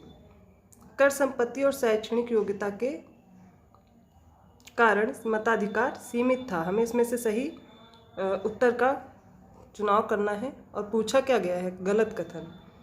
सही तो 3 होंगे ही होंगे। पहला सही है, दूसरा भी हमें सही स्टेटमेंट दिया गया है, तीसरा गलत है और चौथा भी सही दिया गया है। Option C is the correct answer. संविधान सभा के सदस्यों का निर्वाचन प्रांतीय विधानसभाओं के सदस्यों द्वारा अप्रत्यक्ष निर्वाचन के आधार पर हुआ था, न कि सार्वभौम वयस्क मताधिकार के आधार पर। कर संपत्ति और शैक्षणिक योग्यता के आधार पर मताधिकार प्रदान किया गया था, सभी को मताधिकार प्राप्त नहीं था। अगला प्रश्न जल्दी से देख लेते हैं। भारत के संविधान का प्रारूप तैयार करने वाली संविधान सभा के सदस्यों को ब्रिटिश संसद द्वारा नामित किया गया, गवर्नर जनरल द्वारा नामित किया गया, विभिन्न प्रांतों की विधानसभाओं द्वारा चुना गया, भारतीय राष्ट्रीय कांग्रेस और मुस्लिम लीग के द्वारा चुना गया। तो इसमें सी ऑप्शन करेक्ट दिया गया, विभिन्न प्रांतों की विधानसभाओं द्वारा चुना गया था। अगला प्रश्न देख लेते हैं। भारतीय इतिहास के संदर्भ में प्रांतों से संविधान सभा के सदस्य उन प्रांतों के लोगों द्वारा सीधे निर्वाचित हुए थे, या भारतीय राष्ट्रीय कांग्रेस तथा मुस्लिम लीग द्वारा नामित हुए थे, या फिर प्रांतीय विधानसभाओं द्वारा निर्वाचित हुए। इसके अलावा सरकार द्वारा संवैधानिक मामलों में उनकी विशेषज्ञता के लिए चुने गए थे। ऑप्शन सी करेक्ट हो जाएगा, प्रांतीय विधानसभाओं द्वारा निर्वाचित हुए थे। सेम क्वेश्चन पूछा गया है, संविधान सभा में सदस्यों का चुनाव कैसे हुआ था? तो प्रांतीय सभाओं द्वारा हुआ था। संविधान सभा के चुने हुए स्थायी सदस्य कौन थे, ये हमें बताना है। और संविधान सभा में जो स्थायी सदस्य चुने गए थे वो डॉक्टर राजेंद्र प्रसाद थे। ऑप्शन सी करेक्ट हो जाएगा। देखते हैं इसका एक्सप्लेनेशन। 9 दिसंबर 1946 को संविधान सभा की प्रथम बैठक की जो अध्यक्षता थी वो अस्थायी अध्यक्ष डॉक्टर सच्चिदानंद सिन्हा ने की थी, और 11 नवंबर 1946 को संविधान सभा ने डॉक्टर राजेंद्र प्रसाद को निर्विरोध संविधान सभा के स्थायी सदस्य के रूप में निर्वाचित किया था। संविधान सभा की प्रथम बैठक की अध्यक्षता किसने की थी? अभी हमने पढ़ा है, अस्थायी सदस्य कौन थे? डॉक्टर सच्चिदानंद सिन्हा, जो पहली बैठक में शामिल हुए थे। अगला प्रश्न है, भारतीय संविधान सभा के उद्घाटन अधिवेशन की अध्यक्षता की गई थी? तो पहला अधिवेशन वही डॉक्टर सच्चिदानंद सिन्हा द्वारा। भारत की संविधान निर्मात्री सभा के अध्यक्ष कौन थे? अब इसमें पूछा गया इसके अध्यक्ष, ना कि हमसे पूछा गया है कि पहली जो बैठक हुई थी उसके अध्यक्ष। तो संविधान निर्मात्री सभा के अध्यक्ष डॉक्टर राजेंद्र प्रसाद थे। स्वतंत्र भारत की संविधान सभा के अध्यक्ष कौन थे? सही उत्तर हो जाएगा डॉक्टर राजेंद्र प्रसाद। संविधान सभा के प्रथम मनोनीत उपसभापति कौन थे? T Krishnamachari, V Krishnamachari, H Mukherjee या फ्रैंक एंथोनी? और इसका सही उत्तर है फ्रैंक एंथोनी।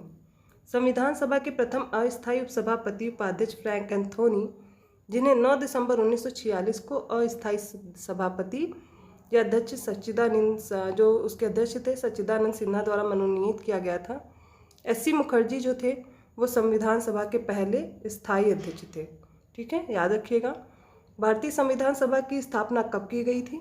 अभी हमने ऊपर पढ़ा था, जो पहले अध्यक्ष सच्चिदानंद सिन्हा बने थे, पहली बैठक 9 दिसंबर 1946 को हुई थी। अगला प्रश्न देखते हैं, संविधान सभा की प्रथम बैठक, सेम आंसर 9 दिसंबर 1946। संविधान सभा का गठन कब हुआ था? तो 9 दिसंबर 1946। भारत की संविधान सभा का प्रथम अधिवेशन कब शुरू हुआ? 9 दिसंबर 1946। रिपीटेड क्वेश्चन है, देखते जाएंगे। भारतीय संविधान सभा की पहली बैठक टिक कर देंगे। ऑप्शन सी, भारत को एक संविधान देने का प्रस्ताव संविधान सभा द्वारा पारित किया गया था। कब किया गया था? ये 22 जनवरी 1947 को किया गया था। 22 जनवरी 1947 को संविधान सभा द्वारा भारत को एक संविधान देने का उद्देश्य पारित किया गया था। उद्देश्य प्रस्ताव को 13 दिसंबर 1946 को संविधान सभा में जवाहरलाल नेहरू द्वारा पेश किया गया था। ये इंपॉर्टेंट है, पॉइंट याद रखिए। आगे चलकर यही क्या बना? उद्देश्य प्रस्तावना का प्रारूप बन गया था। संविधान सभा के सम्मुख संविधान की प्रस्तावना का प्रस्ताव किसने रखा? जवाहरलाल नेहरू ने। संविधान सभा में उद्देश्य प्रस्ताव निम्न में से किस एक के द्वारा प्रस्तुत किया गया था? सेम क्वेश्चन, पंडित जवाहरलाल नेहरू द्वारा। भारतीय संविधान के निर्माण में संबंधित निम्नलिखित कथनों में से कौन सा सही है? पंडित नेहरू के उद्देश्य प्रस्ताव का जो संविधान सभा द्वारा स्वीकार किया गया था संविधान के निर्माण पर असर था। दूसरा स्टेटमेंट है, उद्देशिका बहुत महत्वपूर्ण उद्देश्यों की पूर्ति करती है। यह संविधान सभा को भारत के लोगों ने आदेशित किया था। चौथा स्टेटमेंट है, राज्य के मुखिया को लोग प्रत्यक्ष रूप से निर्वाचित करते हैं। इसमें जो कथन पहला, दूसरा और तीसरा सही है। एक्सप्लेनेशन देख लेते हैं। भारतीय संविधान के तहत राज्य के मुखिया अर्थात राष्ट्रपति का निर्वाचन लोगों द्वारा प्रत्यक्ष रूप से नहीं बल्कि अप्रत्यक्ष रूप से जनप्रतिनिधियों जो कि संसद और विधानसभा के निर्वाचित सदस्य थे उनके माध्यम से किया जाता है। नेक्स्ट है, भारतीय संविधान को बनाने हेतु भारतीय संविधान सभा के कुल कितने अधिवेशन हुए थे। हमें बताना है कितने अधिवेशन हुए थे। टोटल 12 अधिवेशन हुए थे। ठीक है। भारतीय संविधान के निर्माण में संविधान सभा को 2 वर्ष 11 माह और 18 दिन का समय लगा था। इस दौरान कुल 11 अधिवेशन 165 दिन हुए थे। 11वें अधिवेशन के अंतिम दिन 26 नवंबर 1949 को अंगीकृत किया गया था और ये 11 अधिवेशन हुए थे क्योंकि ऑप्शन में दिया नहीं हुआ है। तो इसके अतिरिक्त जो संविधान सभा है वो पुनः 24 जनवरी 1950 को समवेत हुई थी और जो सदस्यों के हस्ताक्षर हुए थे वो इसी दिन किए गए थे। तो सही उत्तर इसलिए सी माना गया है। अगला प्रश्न देखते हैं। अब हमें बताना है भारत की संविधान सभा की अंतिम बैठक की सही तिथि। ठीक है, और वो थी 24 जनवरी 1950। अगला प्रश्न है, भारत के संविधान के निर्माण में संविधान सभा को कुल कितना समय दिन लगा था। तो हमने देखा है 2 साल 11 माह और 18 दिन का समय इसमें लगा था। सही सुमेलित करने के लिए अगला प्रश्न दिया हुआ है और इसमें हमें सूची एक्स को सूची वाई से मैच करना है। इसमें पहला पूछा गया, संविधान सभा के पहले अध्यक्ष कौन थे। प्रारूप समिति के मूलतः एकमात्र कांग्रेसी सदस्य कौन थे और राजस्थान की रियासतों का प्रतिनिधित्व करने वाले संविधान सभा के सदस्य और संघ संविधान समिति के अध्यक्ष हमसे पूछे गए हैं। चलिए जल्दी से मैच कर लेते हैं। संविधान सभा के पहले जो उपाध्यक्ष थे वो HC मुखर्जी थे। प्रारूप समिति के मूलतः एकमात्र जो कांग्रेसी सदस्य थे वो KM मुंशी थे और राजस्थान रियासतों का जो प्रतिनिधित्व कर रहे थे वो VT कृष्णमाचारी और संघ संविधान समिति के अध्यक्ष जवाहरलाल नेहरू। संघ आप जब देखिएगा तो जवाहरलाल नेहरू से मैच कर लीजिए तो आंसर आपको मिल जाएगा। इसका सही उत्तर हो जाएगा इस तरीके से। हम लोग फिर से देख लेते हैं एक्सप्लेनेशन। संविधान सभा के जो पहले उपाध्यक्ष थे वो HC मुखर्जी हैं। प्रारूप समिति के मूलतः एकमात्र जो कांग्रेसी सदस्य KM मुंशी हैं और राजस्थान की रियासतों का प्रतिनिधित्व करने वाले संविधान सभा के सदस्य VT कृष्णमाचारी हैं और संघ संविधान समिति के अध्यक्ष जवाहरलाल नेहरू हैं। संविधान सभा के पहले जो अस्थायी उपाध्यक्ष रहे थे वो फ्रैंक एंथोनी थे और अस्थायी जो अध्यक्ष थे वो सच्चिदानंद सिन्हा थे। ठीक है, और पहली बैठक 9 दिसंबर 1946, ये हम लोग पहले भी पढ़ चुके हैं। और HC मुखर्जी संविधान सभा के पहले स्थायी उपाध्यक्ष थे। ठीक है, अगला प्रश्न देखते हैं जल्दी से। पूछा गया, भारतीय संविधान के निर्माण के समय संवैधानिक सलाहकार कौन थे। भीमराव अम्बेडकर जी, डॉक्टर राजेंद्र प्रसाद जी, BN राव या KM मुंशी।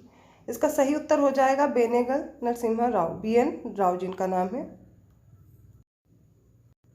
36वां प्रश्न है, भारतीय संविधान का प्रथम प्रारूप तैयार किया गया था। ये किया गया था BR अम्बेडकर द्वारा या फिर BN राव द्वारा। तो प्रथम प्रारूप जो है वो सबसे पहले BN राव द्वारा किया गया था तैयार। संविधान सभा की संवैधानिक सलाहकार BN राव द्वारा संविधान का पहला प्रारूप तैयार किया गया था जिस पर विचार एवं परिवर्तन करके प्रारूप समिति द्वारा संविधान सभा के समक्ष संविधान का मसौदा प्रस्तुत किया गया था। BN राव के मूल प्रारूप में 243 अनुच्छेद और 13 अनुसूचियाँ थीं उस समय। संविधान सभा में पूछा गया है जो तृतीय वाचन है वो कब प्रारंभ हुआ था और इसमें डेट जो हमें दी गई है देखिए वो सही नहीं दी गई हैं। ओके, तो उसका एक्सप्लेनेशन ही देख लेते हैं। संविधान सभा में भारतीय संविधान का जो तीसरा वाचन है वो 17 नवंबर 1949 से प्रारंभ हुआ और 26 नवंबर 1949 तक चला था। ठीक है, तो ये डेट याद कर लीजिए तृतीय वाचन की, 17 नवंबर 1949 से 26 नवंबर 1949 तक। ठीक है, अगला प्रश्न देखते हैं, भारत का संविधान पूर्ण रूप से कब तैयार हुआ था। तो याद कर लीजिए डेट, बहुत बार पूछी गई है, 26 नवंबर 1949 को। ठीक है, किंतु अपनाया कब गया था, ये 26 जनवरी 1950 को प्रभावी हुआ था। एक्सप्लेनेशन देखते हैं।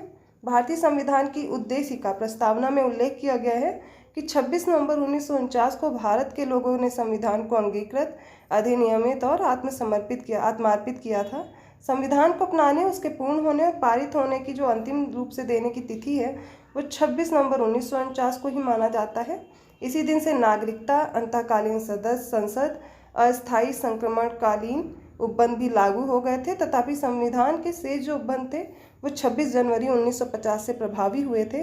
अतः संविधान के पूर्ण रूप से लागू होने तथा पूर्ण रूप से क्रियान्वयन होने की तिथि के रूप में 26 जनवरी 1950 को हम लोग ग्रहण करते हैं। नेक्स्ट क्वेश्चन है, भारतीय संविधान को संविधान सभा द्वारा कब अंगीकृत किया गया? 26 नवंबर 1949 को। संविधान सभा द्वारा भारतीय संविधान को स्वीकृत किया गया था 26 नवंबर 1949 को। भारत का संविधान किस तिथि को अपनाया गया था? ये डेट याद कर लीजिए, 26 जनवरी 1950 कब अपनाया गया? देखिए, जो 26 नवंबर 1949 से ही कुछ चीज़ें लागू हो गई थी, है ना, तो उस दिन ही हम लोगों ने अपनाया था। उसके बाद जो कुछ बचे हुए जो थे उसमें प्रारूप, वो कब लागू हुए थे? वो 26 जनवरी 1950 को लागू हो गए थे। अब पूछा गया लागू कब हुआ है, सेम डेट आ गई, वो 26 जनवरी 1950 को लागू हुआ था। और पूछा गया, अब कुछ कथन दिए गए स्टेटमेंट हैं, उनमें से हमको पहचानना है, ठीक है। प्रश्न है, संविधान को 26 जनवरी के दिन लागू करने का निर्णय इसलिए लिया गया, क्यों? क्योंकि कांग्रेस ने इस तिथि को 1930 में स्वतंत्रता दिवस के रूप में मनाया था। या दूसरा कथन है, इस तिथि को 1942 में भारत छोड़ो आंदोलन प्रारंभ किया गया था। या एक शुभ दिन था, या उपयुक्त में से कोई नहीं। इसका सही उत्तर है ए, कांग्रेस ने इसी दिन क्या किया था? 1930 में स्वतंत्रता दिवस के रूप में इसको मनाया था, इसीलिए हम 26 जनवरी 1950 को इसको ग्रहण करते हैं। भारतीय राष्ट्रीय कांग्रेस के लाहौर अधिवेशन जो दिसंबर 1929 में हुआ था, उसमें पूर्ण स्वराज की घोषणा की गई और 26 जनवरी को स्वतंत्रता दिवस के रूप में मनाए जाने का संकल्प लिया गया। और आज़ादी के पूर्व तक 26 जनवरी को स्वतंत्रता दिवस के रूप में मनाया जाता रहा, परंतु भारत जो है वो 15 अगस्त 1947 को स्वतंत्र हो गया और तब से प्रत्येक 15 अगस्त को स्वाधीनता दिवस के रूप में मनाया जाने लगा। जबकि स्वतंत्रता प्राप्ति के बाद 26 जनवरी की तिथि को जो अविस्मरणीय बनाने हेतु क्या किया गया था? भारतीय संविधान को पूर्णतः 26 जनवरी 1950 को लागू किया गया था और तब से प्रत्येक वर्ष 26 जनवरी को गणतंत्र दिवस के रूप में मनाया जाता है। नेक्स्ट है, भारतीय संविधान दिवस कब मनाया जाता है? और इसको तो सभी को पता है, संविधान दिवस 26 जनवरी 1949 को हमारा संविधान बनकर तैयार हुआ था, तो इसलिए 26 नवंबर को ही मनाया जाता है।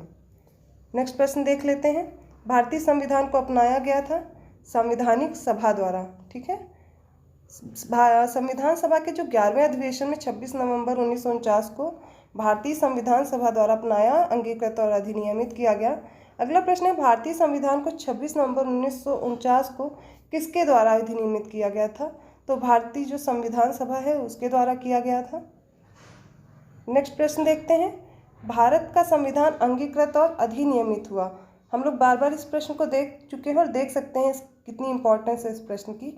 26 नवंबर 1949 को। अगला प्रश्न है, भीमराव अंबेडकर का संविधान सभा में निर्वाचन हुआ था, इनकी प्रेसिडेंसी पूछी जा रही है, कहाँ से निर्वाचित हुए थे? पहला ऑप्शन है बम्बई पश्चिमी बंगाल से, दूसरा ऑप्शन है बम्बई प्रेसिडेंसी से, तीसरा जो दिया गया है ऑप्शन वो तत्कालीन मध्य भारत से है और लास्ट ऑप्शन पंजाब से दिया गया है। इसका सही उत्तर बी है। इनका जो चुनाव हुआ था वर्ष 1946 में संपन्न संविधान सभा के प्रारंभिक चुनाव में डॉक्टर भीमराव अंबेडकर अविभाजित भारत के बंगाल प्रांत के पूर्वी भाग से निर्वाचित हुए थे। बाद में कहाँ, जब ये स्थान पाकिस्तान चला गया तो उसके कारण डॉक्टर अंबेडकर भारतीय गणराज्य के बम्बई प्रेसिडेंसी के पूना संसदीय क्षेत्र से उपचुनाव में निर्वाचित होकर भारतीय संविधान सभा में सम्मिलित हुए थे। पूना में निर्वाचित होकर भारतीय संविधान में सम्मिलित हुए, मैं पढ़ चुकी हूँ। और पूना सीट के लिए उनके लिए कांग्रेस के M.R. जयकर ने त्यागपत्र देकर के ये स्थान रिक्त किया था। तो पश्चिम बंगाल है, फिर भी नहीं होगा सही क्योंकि बम्बई प्रेसिडेंसी से ये निर्वाचित हुए थे, ठीक है। तो उसी के रूप में इन्होंने संविधान सभा में कार्य किया था। डॉक्टर भीमराव अंबेडकर का जन्म और मृत्यु कब हुई? इसका सही उत्तर है, उनका जो जन्म है वो 1891 में हुआ था और मृत्यु 1956 में हुई थी। भारतीय संविधान निर्माण में मुख्य भूमिका निभाने वाले डॉक्टर भीमराव अंबेडकर का जन्म 14 अप्रैल 1891 में महू, जो कि मध्य प्रदेश में पड़ता है, और जो उनकी मृत्यु 6 दिसंबर 1956 को दिल्ली में हुई थी। नेक्स्ट प्रश्न है, हमें सही कथन बताना है। तृतीय गोल में सम्मेलन के विचार विमर्श की परिणति भारत सरकार अधिनियम 1935 के पारित होने के रूप में हुई। दूसरा स्टेटमेंट है भारत सरकार अधिनियम 1935 ने ब्रिटिश भारत के सूबों और भारतीय रियासतों के एक संघ पर आधारित ऑल इंडिया फेडरेशन का गठन कब बंद किया था। दोनों स्टेटमेंट हमको बिल्कुल सही दिए गए, option C is correct, right. Explanation देखते हैं। नवंबर दिसंबर 1932 में लंदन में आयोजित तीसरे और अंतिम गोलमेज सम्मेलन में कांग्रेस ने भाग नहीं लिया था। इस सम्मेलन में भारत सरकार अधिनियम 1935 के लिए ठोस योजना को अंतिम रूप से पेश किया गया था। इसमें ब्रिटिश भारत के सूबों और भारतीय रियासतों के एक संघ पर आधारित ऑल इंडिया फेडरेशन का गठन का प्रावधान किया गया था। अगला प्रश्न है, दो स्टेटमेंट दिए गए हैं, एक कारण है, एक कथन है और दूसरा उसका कारण दिया गया है। भारत का संविधान देश की आवश्यकताओं की पूर्ति करता है और इसका कारण दिया गया है, इसको एक गृहीत संविधान कहा जाता है। इसलिए तो दोनों सही तो दिए गए हैं कथन, लेकिन इसका सही एक्सप्लेनेशन नहीं है, इसलिए option B is correct. Bharat का संविधान देश की आवश्यकताओं की पूर्ति करने में पूर्णतः सक्षम है तथा भावी आवश्यकताओं के मद्देनज़र इसमें संशोधन संबंधी प्रावधान भी हैं और दूसरी ओर इसमें विभिन्न देशों के संविधानों से तथ्य एवं विचार ग्रहण किए गए हैं, अतः इसे गृहीत संविधान भी कहा जाता है।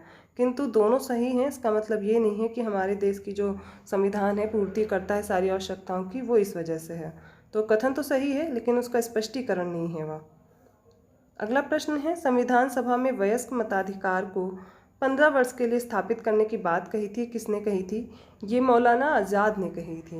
ओके, संविधान सभा में वयस्क मताधिकार विषय पर बहस के दौरान मौलाना अबुल कलाम आज़ाद ने वयस्क मताधिकार को 15 वर्षों के लिए स्थगित करने की वकालत की थी, किंतु डॉक्टर राजेंद्र प्रसाद और पंडित जवाहरलाल नेहरू ने जोरदार ढंग से इसे अपनाने के लिए समर्थन किया था। अगला प्रश्न है, निम्नलिखित में से किसने सुझाव दिया था कि भारत की स्वतंत्रता के बाद राष्ट्रीय कांग्रेस जो है, भारतीय राष्ट्रीय कांग्रेस, इसको एक राजनीतिक दल के रूप में भंग कर देना चाहिए? ये सी राजगोपालाचारी ने, जयप्रकाश नारायण, आचार्य कृपलानी या फिर महात्मा गांधी? और इसका सही उत्तर है महात्मा गांधी। भारत की स्वतंत्रता के उपरांत महात्मा गांधी ने सुझाव दिया था कि भारतीय राष्ट्रीय कांग्रेस को एक राजनीतिक जो दल है उसके रूप में भंग कर देना चाहिए। नेक्स्ट क्वेश्चन है, निम्नलिखित में से किसने कहा था एक संविधान एक मशीन की तरह बेजान चीज़ है, इसमें वो लोग जीवन फूंकते हैं जो इसका नियंत्रण करते हैं। भारत में बस कुछ ईमानदार लोगों की आवश्यकता है जिनके लिए राष्ट्रहित ही सर्वोपरि है। देखिए पेपर में अब स्टेटमेंट भी पूछे जाने लगे हैं और कौन ये बात कह रहा है ये भी पूछा जाता है, तो इसका सही उत्तर हमें बताना है। इसमें डॉक्टर राजेंद्र प्रसाद हैं, जवाहरलाल नेहरू हैं, डॉक्टर भीमराव अम्बेडकर हैं या फिर महात्मा गांधी हैं। और इसका सही उत्तर है, इसके जो कथन के वक्तव्य जिन्होंने दिया था वो राजेंद्र प्रसाद जी हैं। ये कथन 26 नवंबर 1949 को ही उन्होंने दिया था जब संविधान अपनाया गया था। ओके, अब अगला प्रश्न है, अपनी राष्ट्रवादी प्रतिक्रिया में भारतीय संविधान के निर्माताओं ने अल्पसंख्यकों के हितों तथा भावनाओं के महत्व को कम करके आंका है। यह कथन किसका है? ये आइवर जेनिंग्स का है। अगला प्रश्न है, किसने कहा था संविधान सभा कांग्रेस थी और कांग्रेस भारत था? ये ऑस्टिन का कथन है, इंपॉर्टेंट है, याद कर लीजिए। संविधान सभा कांग्रेस थी और कांग्रेस भारत था, यह वक्तव्य पद्मश्री पुरस्कार प्राप्त इतिहासकार ग्रैनविल ऑस्टिन का था। यह वक्तव्य उनकी पुस्तक जो है द इंडियन कॉन्स्टिट्यूशन, ये इनकी पुस्तक है, उसमें दिया गया था। भारतीय संविधान सभा में कुल कितनी महिलाएं सदस्य थीं? ये याद रखिए, बहुत बार पूछा गया है प्रश्न, इसमें 15 महिलाएं थीं। अगला जो टॉपिक हमें पढ़ना है वो संविधान सभा की प्रमुख समितियां हैं और इनसे प्रश्न काफ़ी पूछे जाते हैं। आप लोग तैयार करते चलिए, क्योंकि अगर आप सुन भी रहे हैं ना तो भी ये आपको काफ़ी हेल्प करेगा। चलिए जल्दी से देख लेते हैं। संविधान सभा द्वारा अपने विभिन्न कार्यों को संपादित करने के लिए अनेक समितियों का गठन किया गया था। प्रमुख समितियां देखते हैं। सबसे पहली समिति है संघीय संविधान समिति और इसके अध्यक्ष पंडित जवाहरलाल नेहरू हैं। प्रक्रिया विषयक नियमों संबंधी समिति और इसके जो हेड हैं वो डॉक्टर राजेंद्र प्रसाद। संचालन समिति, ये काफ़ी बार पूछा गया है, डॉक्टर राजेंद्र प्रसाद। प्रारूप समिति भी इम्पोर्टेंट है, डॉक्टर भीमराव अम्बेडकर। अब देखिए, मौलिक अधिकारों, अल्पसंख्यकों एवं जनजातीय और अपवर्जित क्षेत्रों के संबंधी सलाहकार जो समिति बनी थी उसके जो हेड हैं वो सरदार वल्लभ भाई पटेल हैं। अब इसमें भी हम आगे देखते हैं, यदि मूल अधिकार उप समिति देखी जाए और अल्पसंख्यक उप समिति और पूर्वोत्तर सीमांत जनजाति समिति। ठीक है, अलग अलग तरह की ये थी। और मूल अधिकार के लिए JB कृपलानी इसके अध्यक्ष हो जाएंगे। अल्पसंख्यक उप समिति के HC मुखर्जी। पूर्वोत्तर सीमांत जनजातीय क्षेत्रों और असम के अपवर्जित एवं आंशिक रूप से अपवर्जित क्षेत्रों संबंधी उप समिति, इसके थे गोपीनाथ बारदोलाई। ठीक है, याद करते चलिए साथ में। अगला देखते हैं, चौथी इसी में एक उप समिति है, अपवर्जित और आंशिक रूप से अपवर्जित क्षेत्रों असम के अतिरिक्त जो बचे हैं उनसे संबंधी उप समिति के हेड AB ठक्कर है। संघीय शक्तियों संबंधी समिति, जितने भी संघ की देखेंगे समितियां, वहाँ पर खासकर आपको नाम पंडित जवाहरलाल नेहरू जी का मिलेगा। क्यों मिलेगा, आप देखिए, मतलब याद करने का एक तरीका है, तो इसी से आप याद कर लीजिए जब भी मैच करने के लिए आए। तो संघीय शक्तियों संबंधी समिति पंडित जवाहरलाल नेहरू। प्रांतीय संविधान समिति सरदार वल्लभ भाई पटेल। कार्य संचालन संबंधी समिति KM मुंशी हैं। सदन समिति के B पट्टाभी सीतारमैया। ठीक है, राष्ट्रीय ध्वज संबंधी तदर्थ राष्ट्रीय ध्वज संबंधी तदर्थ समिति के डॉक्टर राजेंद्र प्रसाद। और संविधान सभा के कार्यकरण संबंधी जो समिति है, ठीक है, उसके कौन है, GV मावलंकर। अब देखिए, राज्यों संबंधी समिति वित्त एवं स्टाफ समिति के अध्यक्ष जो हैं, देखिए दोनों अलग अलग हैं। राज्यों संबंधी समिति के लिए पंडित जवाहरलाल नेहरू और वित्त और स्टाफ समिति के लिए डॉक्टर राजेंद्र प्रसाद। प्रत्यय पत्र संबंधी समिति के लिए अल्लादी कृष्णा स्वामी अय्यर। एक बार जल्दी से हम लोग रिवाइज कर लेते हैं। सबसे पहले देखते हैं, संघीय संविधान समिति पंडित जवाहरलाल नेहरू। प्रक्रिया विषयक नियमों संबंधी समिति डॉक्टर राजेंद्र प्रसाद। संचालन समिति के डॉक्टर राजेंद्र प्रसाद। प्रारूप समिति डॉक्टर भीमराव अम्बेडकर। मौलिक अधिकारों, अल्पसंख्यकों एवं जनजातीय अपवर्जित क्षेत्रों संबंधी सलाहकार समिति के हेड कौन होंगे सरदार वल्लभ भाई पटेल। अब इसी में कुछ 4 तरह की उप समिति हैं, जिसमें मूल अधिकार उप समिति के JB कृपलानी हैं। अल्पसंख्यक उप समिति के SC मुखर्जी हैं। पूर्वोत्तर सीमांत जनजातीय क्षेत्रों और असम के अपवर्जित क्षेत्र जो आंशिक रूप से अपवर्जित क्षेत्र हैं वो भी, उससे संबंधित उप समिति के हेड हैं गोपीनाथ बारदोलाई। अपवर्जित और आंशिक रूप से अपवर्जित क्षेत्र असम को छोड़कर इन संबंधी अगर उप समिति देखते हैं वो AB ठक्कर है। संघीय शक्तियों संबंधी समिति पंडित जवाहरलाल नेहरू। प्रांतीय संविधान समिति कार्य संचालन संबंधी समिति 2 तरह की हैं। तो जो प्रांतीय संविधान समिति उसके सरदार वल्लभ भाई पटेल हैं। कार्य संचालन संबंधी समिति के KM मुंशी। सदन समिति B पट्टाभी सीतारमैया। राष्ट्रीय ध्वज संबंधी तदर्थ समिति जो है वो डॉक्टर राजेंद्र प्रसाद है, उसके हेड। संविधान सभा के कार्यकरण के लिए जो संबंधी समिति बनाई जाएगी उसके क्या थे, GV मावलंकर थे। राज्यों संबंधी समिति के पंडित जवाहरलाल नेहरू। वित्त एवं स्टाफ समिति के डॉक्टर राजेंद्र प्रसाद। प्रत्यय पत्र संबंधी समिति के अल्लादी कृष्णा स्वामी अय्यर। ठीक है, आगे चलिए हम आगे पढ़ते हैं। इसमें दिया गया प्रारूप समिति, इसके अध्यक्ष कौन थे, भीमराव अम्बेडकर समेत कुल 7 सदस्य थे प्रारूप समिति के। अब इनमें कौन कौन से थे, ये भी काफ़ी अच्छा प्रश्न है, पूछा जाता है, इंपॉर्टेंट है। N गोपाला स्वामी Ayyangar, Alladi Krishnaswami Iyer, KM Munshi, Mohammad Sadulla, BL मित्र, DP खेतान, इतने लोग इसमें शामिल थे। बाद में इसमें क्या होगा, इनमें BL मित्र के स्थान पर N माधवराव और DP खेतान की जब मृत्यु हो जाती है 1948 में, तब इसमें कौन आ जाते हैं, TT कृष्णमाचारी। इसको उनको क्या किया जाता है, समिति में शामिल कर लिया जाता है। तदर्थ झंडा समिति का गठन कब हुआ था, तो निर्माती परिषद 23 जून 1947 को किया गया था, जिसके अध्यक्ष डॉक्टर राजेंद्र प्रसाद थे। और इनके साथ कौन से सदस्य थे, अबुल कलाम आज़ाद, सरोजनी नायडू, सी राजगोपालाचारी, KM मुंशी और डॉक्टर भीमराव अम्बेडकर। ठीक है, तो झंडा समिति के सदस्य देख लीजिए कौन कौन है। अध्यक्ष इसके डॉक्टर राजेंद्र प्रसाद थे। कब बनाई गई ये समिति, 23 जून 1947 को। अबुल कलाम आज़ाद, सरोजनी नायडू, सी राजगोपालाचारी, KM मुंशी और डॉक्टर भीमराव अम्बेडकर। अब इन्हीं से संबंधित हम लोग कुछ प्रश्न देखेंगे। पहला प्रश्न है, निम्नलिखित में से संविधान सभा की संघ संविधान समिति के अध्यक्ष कौन थे। और मैंने बोला था जहाँ भी संघ वर्ड यूज हो जाए समिति में वहाँ पे कौन हो जाएंगे, जवाहरलाल नेहरू, है ना। अभी हमने पढ़ा हुआ है, वही लिस्ट फिर से दी गई है, और एक बार आप इसको रिवाइज करना चाहें तो इसी से रिवाइज कर सकते हैं। ठीक है, अगला प्रश्न देखते हैं। संविधान सभा की प्रांतीय समिति के अध्यक्ष कौन थे? तो वो कौन हो जाएंगे? सरदार पटेल। भारतीय संविधान सभा के प्रारूप समिति के अध्यक्ष डॉक्टर भीमराव अम्बेडकर जी। अगला प्रश्न, अब देखिए प्रारूप समिति से आपको बहुत ज़्यादा प्रश्न देखने को मिलेंगे। ठीक है, वही हम लोग आगे अगर बार बार रिपीट हो रहे तो वो आराम से हो सकते हैं। अब कुछ इस तरीके के प्रश्न पूछे जाते हैं और इसमें दिया गया है मूल अधिकार संबंधी समिति, कार्य संचालन, संघ शक्ति और प्रारूप समिति के, और सारे हम लोगों ने बहुत अच्छे से पढ़ लिए हैं। चलिए इन्हीं को मैच कर लेते हैं। तो सबसे पहले मूल अधिकार देख लेते हैं। मूल अधिकार के सरदार पटेल जी थे। फिर दिया गया कार्य संचालन, और इनमें से ऑप्शन संघ शक्ति के लिए मैंने बोला जहाँ भी संघ वर्ड यूज होगा जवाहरलाल नेहरू। प्रारूप समिति के हेड भीमराव अम्बेडकर जी थे।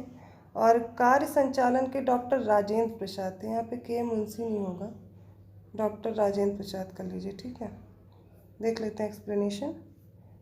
यहाँ पे दिया गया है संविधान सभा समिति में देखते हैं मूल अधिकार सरदार पटेल, संचालन के डॉक्टर राजेंद्र प्रसाद, संघ शक्ति के जवाहरलाल नेहरू और प्रारूप समिति के भीमराव अम्बेडकर। ठीक है, तो आगे देखते हैं। मिसप्रिंट था क्वेश्चन में, कोई दिक्कत नहीं है। संविधान सभा द्वारा स्थापित मौलिक अधिकारों और अल्पसंख्यकों हेतु सलाहकार समिति के अध्यक्ष कौन थे? तो ऑप्शन बी इसके सरदार पटेल जी थी। ठीक है, और इसमें कुछ उप समिति हैं जो हमने देखी थी, उनको भी एक साथ याद कर लीजिए। ठीक है, चाहे तो रिवाइज कर लीजिए। सलाहकार समिति के उप समिति में मूल अधिकार के उप समिति के अध्यक्ष भी थे ये सरदार पटेल जी। ठीक है, और जे.बी. कृपलानी अल्पसंख्यक समिति के, और एस.सी. मुखर्जी ये भी क्या थे? इनके हेड थे। देखिए सिर्फ हेड भी नहीं पूछ सकता, हेड के साथ साथ क्या संख्या भी तो पूछी जा सकती है। तो बस अगला प्रश्न यही है, डॉक्टर भीमराव अम्बेडकर की अध्यक्षता में संविधान सभा की प्रारूप समिति के कितने अन्य सदस्य थे? अन्य सदस्य मतलब उनको छोड़ के, है ना। तो ये 6 सदस्य और थे। कौन कौन से थे एक बार फिर से देखते हैं। N Gopalaswami Ayyangar, Alladi Krishnaswami Ayyar, K M Munshi, Mohammad Saadulla, B L Mitra, D P Khaitan. और बाद में किसकी जगह पे कौन आया? तो जो बी एल मित्र इनके स्थान पर एन माधव राव आए थे, और डी पी खेतान की जब मृत्यु हो गई तो उनके बाद टी टी कृष्णाचार्य इस समिति में शामिल हुए थे। नेक्स्ट क्वेश्चन है, प्रारूप समिति के सदस्य इनमें से कौन कौन थे? है ना, हमें ये बताना है। देखिए और बताइए। ठीक है, एन गोपाल स्वामी, जवाहरलाल नेहरू, अल्लादी कृष्णा स्वामी अय्यर और सरदार पटेल। अभी हम लोगों ने इसमें पढ़ा है और हमें बताना है कौन सा ऑप्शन सही है। तो क्या सरदार पटेल थे इसमें? बताइए। और जवाहरलाल नेहरू नहीं थे ना, तो ऑप्शन क्या हो जाएगा? सी।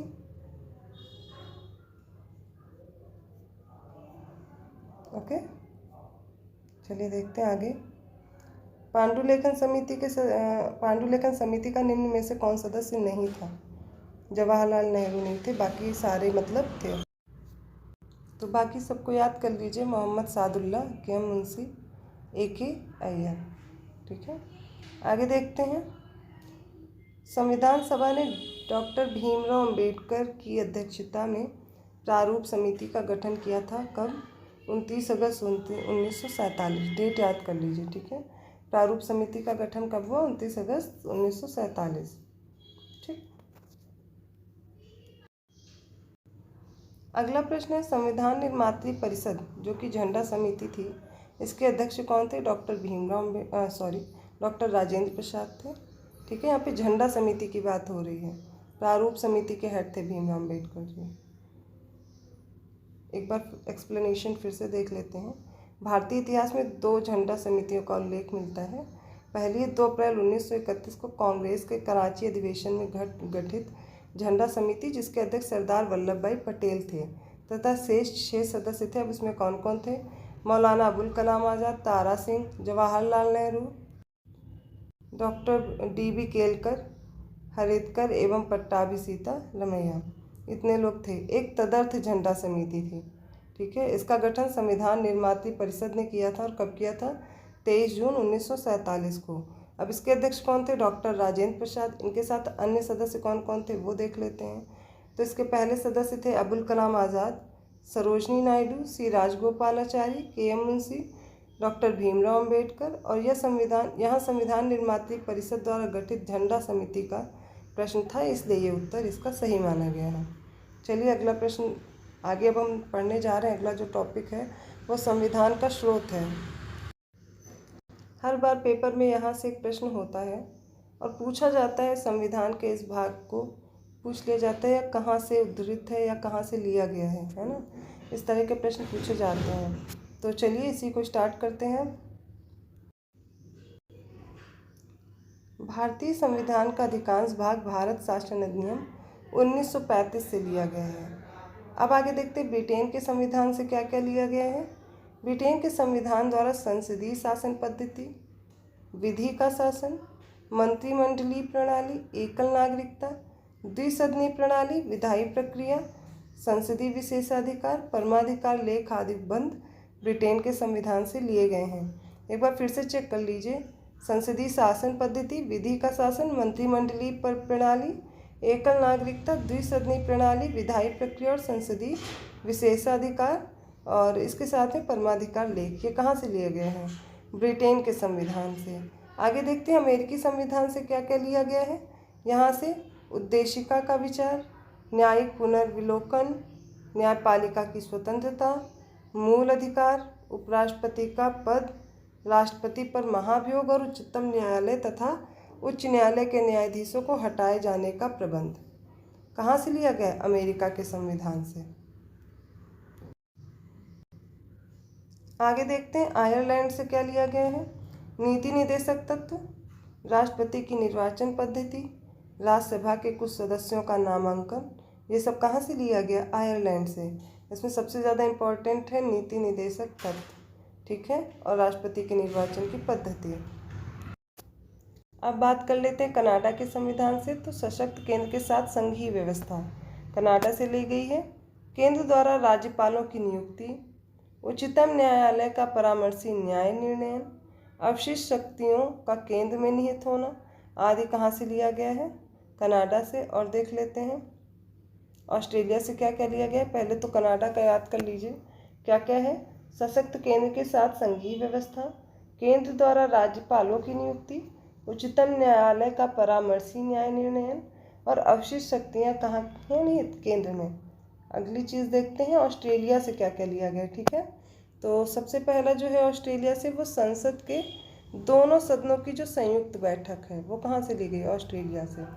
उद्देशिका की भाषा, व्यापार, वाणिज्य और समागम की स्वतंत्रता तथा समवर्ती सूची की व्यवस्था कहाँ से ली गई? ऑस्ट्रेलिया से। तो जापान से क्या क्या लिया है? जापान से विधि द्वारा स्थापित प्रक्रिया और दक्षिण अफ्रीका से संविधान से संशोधन की व्यवस्था तथा राज्यसभा के सदस्यों का निर्वाचन कहाँ से लिया गया? दक्षिण अफ्रीका से। आगे देख लेते हैं मूल कर्तव्य तथा प्रस्तावना में न्याय, जो सामाजिक, आर्थिक और राजनीतिक इसके जो आदर्श हैं इनको सोवियत संघ से लिया गया है। फ्रांस के संविधान से देख लेते हैं प्रस्तावना में स्वतंत्रता, समता, बंधुता का जो आदर्श है तथा गणराज्य की अवधारणा ली गई है। जर्मनी से संघ को आपातकालीन शक्तियाँ और आपातकाल के दौरान मूल अधिकारों का निलंबन, ये कहाँ से लिया गया है? ये जर्मनी के संविधान से लिया गया है। चलिए अब इसी से रिलेटेड प्रश्न भी सॉल्व कर लेते हैं जिससे अच्छे से याद हो जाए।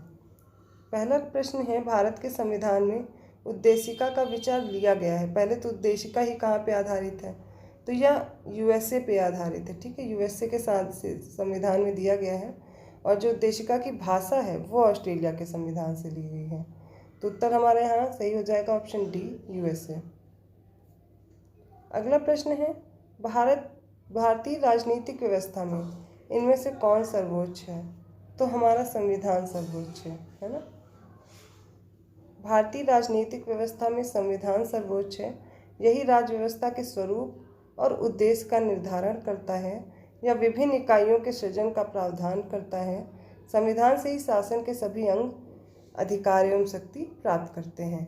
अगला प्रश्न है भारत में न्यायिक पुनरीक्षण, जो कि जुडिशियल रिव्यू बोलते हैं, इसकी संकल्पना किस देश से संविधान से ली गई है? यह है संयुक्त राज्य अमेरिका से, ठीक है। न्यायिक पुनर्विलोकन हमने अभी पढ़ा था। तो न्यायिक पुनरीक्षण की संकल्पना संयुक्त राज्य अमेरिका के संविधान से ली गई है। इसका आशय है कि सर्वोच्च न्यायालय विधानों एवं आदेशों का न्यायिक पुनर्विलोकन कर सकता है तथा उन विधानों एवं आदेशों को शून्य घोषित कर सकता है जो संविधान के प्रावधानों का उल्लंघन करते हैं। सेम वही प्रश्न फिर से पूछा गया है। न्यायिक पुनर्विलोकन की व्यवस्था भारत और यूएसए में है।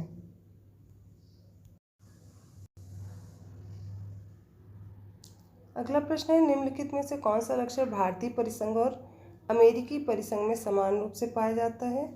तो संविधान के निर्वचन के लिए परिसंघीय उच्चतम न्यायालय इसका सही उत्तर है। भारत की संघात्मक व्यवस्था निम्नलिखित में से किस देश से संबंधित है? इसका सही उत्तर है कनाडा। कनाडा से संघात्मक व्यवस्था ली गई है। अगला प्रश्न है, भारतीय संघवाद की पद्धति किस देश पर आधारित है? तो इसका भी उत्तर कनाडा है। अगला प्रश्न है, भारतीय संविधान में राज्यों का संघ, राज्यों के संघ की जो संकल्पना है वो कहाँ से ली गई है? ये हमें बताना है। अमेरिका के संविधान से, ऑस्ट्रेलिया के संविधान से, ब्रिटिश नॉर्थ अमेरिका अधिनियम से या स्विट्जरलैंड के संविधान से? तो इसका सही उत्तर कनाडा है। तो ब्रिटिश नॉर्थ अमेरिका अधिनियम से। भारतीय संविधान में राज्यों के संघ की संकल्पना कहाँ से ली गई है? British north America act Canada से प्रेरित है। और भारतीय संविधान के अनुच्छेद 1(1) के अनुसार भारत क्या होगा? राज्यों का संघ होगा। भाग 1 है और आर्टिकल भी कौन सा है? पहले आर्टिकल में दिया गया है। दूसरा प्रश्न है, भारत के संविधान में सम्मिलित समवर्ती सूची किस देश से ली गई है? ऑस्ट्रेलिया से। समवर्ती सूची कहाँ से? ऑस्ट्रेलिया से। भारत के संविधान में समवर्ती सूची को ऑस्ट्रेलिया के संविधान से लिया गया है। इस सूची में ऐसे विषय शामिल हैं जिन पर केंद्र एवं राज्य दोनों को कानून बनाने का अधिकार है। दोनों द्वारा निर्मित कानूनों में टकराव की स्थिति में केंद्र द्वारा निर्मित कानून ही मान्य होगा। और इसे किसमें किया गया है? 7वीं अनुसूची में ऐसा दिया गया है। भारत ने समवर्ती सूची की संकल्पना कहाँ से ली है? अभी हमने पढ़ा है, सेम क्वेश्चन आता जा रहा है। सही उत्तर लगा लीजिए ऑस्ट्रेलिया। देखिए कितनी बार यह प्रश्न पूछा गया है ना। फिर से समवर्ती सूची के बारे में ही है जो कि 7वीं अनुसूची में है। Option B Australia. भारत के संविधान में समवर्ती सूची की अवधारणा ग्रहित की गई है ऑस्ट्रेलिया से। अब पूछा गया नीति निर्देशक तत्व, ये कहाँ से लिए गए हैं? तो नीति निर्देशक तत्व कहाँ से लिए गए? आयरलैंड से। भारतीय संविधान में राज्य के नीति निर्देशक तत्वों की संकल्पना आयरलैंड के संविधान पर आधारित है। संविधान में से भाग 4 अनुच्छेद 36 से 51 तक उपबंधित किया गया है। भारतीय संविधान में अन्य देशों के संविधानों से कुछ विशिष्टताओं को लिया गया है। किस देश का राज्य जो है नीति निर्देशक तत्व के निर्माण में योगदान करता है? और फिर से वही उत्तर है आयरलैंड। ऐसे रिलेटेड जितने भी प्रश्न हैं वो सारे देख लीजिए एक बार में। राज्यसभा के गठन में प्रतिभा, अनुभव एवं सेवा को प्रतिनिधित्व देने में भारतीय संविधान निर्माता निम्नांकित उदाहरण से प्रभावित हुए थे और यह था आयरिश गणतंत्र। ठीक है। राज्यसभा के गठन में प्रतिभा, अनुभव और सेवा को प्रतिनिधित्व देने नामांकन के द्वारा में भारतीय संविधान निर्माता आयरिश या फिर आयरलैंड जिसे बोलते हैं गणतंत्र से प्रभावित हुए थे। अब कुछ सूची दी गई हैं और इन्हीं हमें मैच करना है। अब देखिए प्रश्न इसी तरह से पूछे जाते हैं कि संविधान में क्या चीज़ कहाँ से ली गई है और वो हमें मैच करना है। चलिए स्टार्ट करते हैं। मूल अधिकार संयुक्त राज्य अमेरिका से लिया गया है। शासन की संसदीय प्रणाली यूके से ली गई है। आपात उपबंध और राज्य के नीति निर्देशक तत्व हैं। आपातकालीन जो तथ्य हैं वो जर्मनी से लिए गए हैं। राज्य के नीति निर्देशक तत्व आयरलैंड से लिए गए हैं। ठीक है, चलिए आगे बढ़ते हैं। ये यहाँ पे देखिए एक्सप्लेनेशन दिया गया है। मूल अधिकार संयुक्त राज्य अमेरिका, शासन की संसदीय प्रणाली ग्रेट ब्रिटेन, यूके, आपातकालीन उपबंध जर्मनी के वीमर संविधान से और राज्य के नीति निर्देशक तत्व आयरलैंड से। अगला फिर प्रश्न ऐसा ही दिया गया है और बताना है कौन सा सुमेलित नहीं है। ठीक है, मौलिक अधिकार यूएसए सही दिया गया। राज्य के नीति निदेशक तत्व आयरलैंड। केंद्र की अवशिष्ट शक्तियाँ कनाडा से लिया गया है ना, ये तो केंद्र में निहित होंगी जो अवशिष्ट शक्तियाँ हैं। आपातकालीन शक्तियाँ जर्मनी से। तो तीसरा ऑप्शन सही हो जाएगा क्योंकि गलत पूछा गया है। यही एक्सप्लेनेशन दिया गया है। भारतीय संविधान में कनाडा के संविधान से सशक्त केंद्र के साथ संघीय व्यवस्था, अवशिष्ट शक्तियों का केंद्र में निहित होना, केंद्र द्वारा राज्यपाल की नियुक्ति, उच्चतम न्यायालय का परामर्शी न्याय निर्णय, ये सब कहाँ से लिया गया? कनाडा से। जबकि संसद के दोनों सदनों की संयुक्त बैठक, उद्देशिका की भाषा, व्यापार, वाणिज्य और समागम की स्वतंत्रता समवर्ती सूची ऑस्ट्रेलिया के संविधान से ली गई है। अगला फिर प्रश्न है जो मैच द फॉलोइंग का है। मौलिक अधिकार अमेरिका से। नीति निदेशक तत्व आयरिश संविधान। मंत्रिमंडलीय सरकार ब्रिटिश का संविधान हो जाएगा। और केंद्र राज्य संबंध कनाडा का संविधान। ये लिस्ट आगे दी गई है, इसको एक बार आप लोग पढ़ लीजिए, चाहे तो स्क्रीनशॉट भी ले सकते हैं। अगला प्रश्न दिया गया, हमें दो सूची दी गई हैं, उन सभी को आपस में मैच करना है। इन सूचियों को देख लेते हैं। पहला है विधि का शासन। उसमें हमें कुछ ऑप्शन दिए गए हैं। विधि द्वारा स्थापित प्रक्रिया बतानी है कहाँ से ली गई है। और राष्ट्रपति के विचारार्थ राज्यपाल द्वारा विधेयक सुरक्षित रखना। और विस्तृत उभयनिष्ठ सूची, इन सबको आपस में हमें मैच करना है। चलिए जल्दी से मैच कर लेते हैं। विधि का शासन हमने इंग्लैंड से लिया है। विधि द्वारा स्थापित प्रक्रिया जापान से ली गई है। और राष्ट्रपति के विचारार्थ राज्यपाल द्वारा विधेयक सुरक्षित रखना कनाडा से लिया गया है। और विस्तृत उभयनिष्ठ सूची ऑस्ट्रेलिया से ली गई है। ठीक है, और इसी का देखिए नीचे एक्सप्लेनेशन दिया गया, आप लोग इसको फिर से लर्न कर सकते हैं यहाँ से। चलिए अगला प्रश्न देख लेते हैं। यहाँ पर भी दो सूची दी गई हैं, भारतीय संविधान के मद और जिस देश से अपनाया गया है। ठीक है, फिर से हमें मैच ही करना है। चलिए इसको भी देख लेते हैं। राज्य के नीति निदेशक सिद्धांत आयरलैंड से लिए गए हैं। मूल अधिकार संयुक्त राज्य अमेरिका से। समवर्ती सूची ऑस्ट्रेलिया से। और भारत राज्यों का संघ है और संघ में ही जो उसकी शक्ति निहित है ये कनाडा से लिया गया है। ठीक है, चलिए इसी का एक्सप्लेनेशन भी देख लीजिए। ये इसका सही उत्तर दिया गया है, आप लर्न कर लीजिए। भारतीय संविधान में मौलिक कर्तव्यों का विचार लिया गया रूस पूर्व सोवियत संघ के संविधान से। मूल कर्तव्य जो कि 51A में उल्लेखित किए गए हैं, ये पहले संविधान के भाग नहीं थे। कब जोड़ा गया? 42वें संविधान संशोधन द्वारा 1976 में स्वर्ण सिंह समिति की अनुशंसा पर। ठीक है, अगला प्रश्न देख लेते हैं। भारत का संविधान सबसे अधिक लंबा हो गया है, ये हमें कथन दिया गया और इसका कारण दिया गया है। मौलिक अधिकारों का अध्याय अमेरिकन संविधान से के मॉडल से लिया गया और हमें बताना है इसमें क्या सही दिया गया है। ठीक है, तो चलिए एक्सप्लेनेशन देख लेते हैं। भारत का संविधान विश्व का सबसे बड़ा संविधान, ये बात सच है। इसमें 22 भाग, 395 अनुच्छेद और 12 अनुसूचियाँ हैं। इसमें मौलिक अधिकारों का अध्याय अमेरिका के संविधान के मॉडल से लिया गया है, लेकिन इस वजह से संविधान बड़ा है ऐसा कुछ भी नहीं है। तो कथन तो दोनों सही है, किंतु सही एक्सप्लेनेशन नहीं दिया गया, व्याख्या सही नहीं की गई है। अगला प्रश्न है, भारतीय संविधान में सन्निहित मूल अधिकारों की अवधारणा किस देश से ली गई है? संयुक्त राज्य अमेरिका से ली गई है। अगला प्रश्न है, भारतीय संविधान में मूल अधिकारों का विचार, सेम आंसर, अमेरिका के संविधान से लिया गया है। और फिर से यही देखिए प्रश्न दिया गया है बार बार और आप इसका उत्तर देख सकते हैं यहाँ से। मौलिक अधिकार अगर पूछा जाता है। और लिखित संविधान का प्रारंभ किस देश से हुआ था? तो ये भी अमेरिका से हुआ था, देख लीजिए। संयुक्त राज्य अमेरिका का संविधान प्रथम पूर्ण लिखित संविधान है।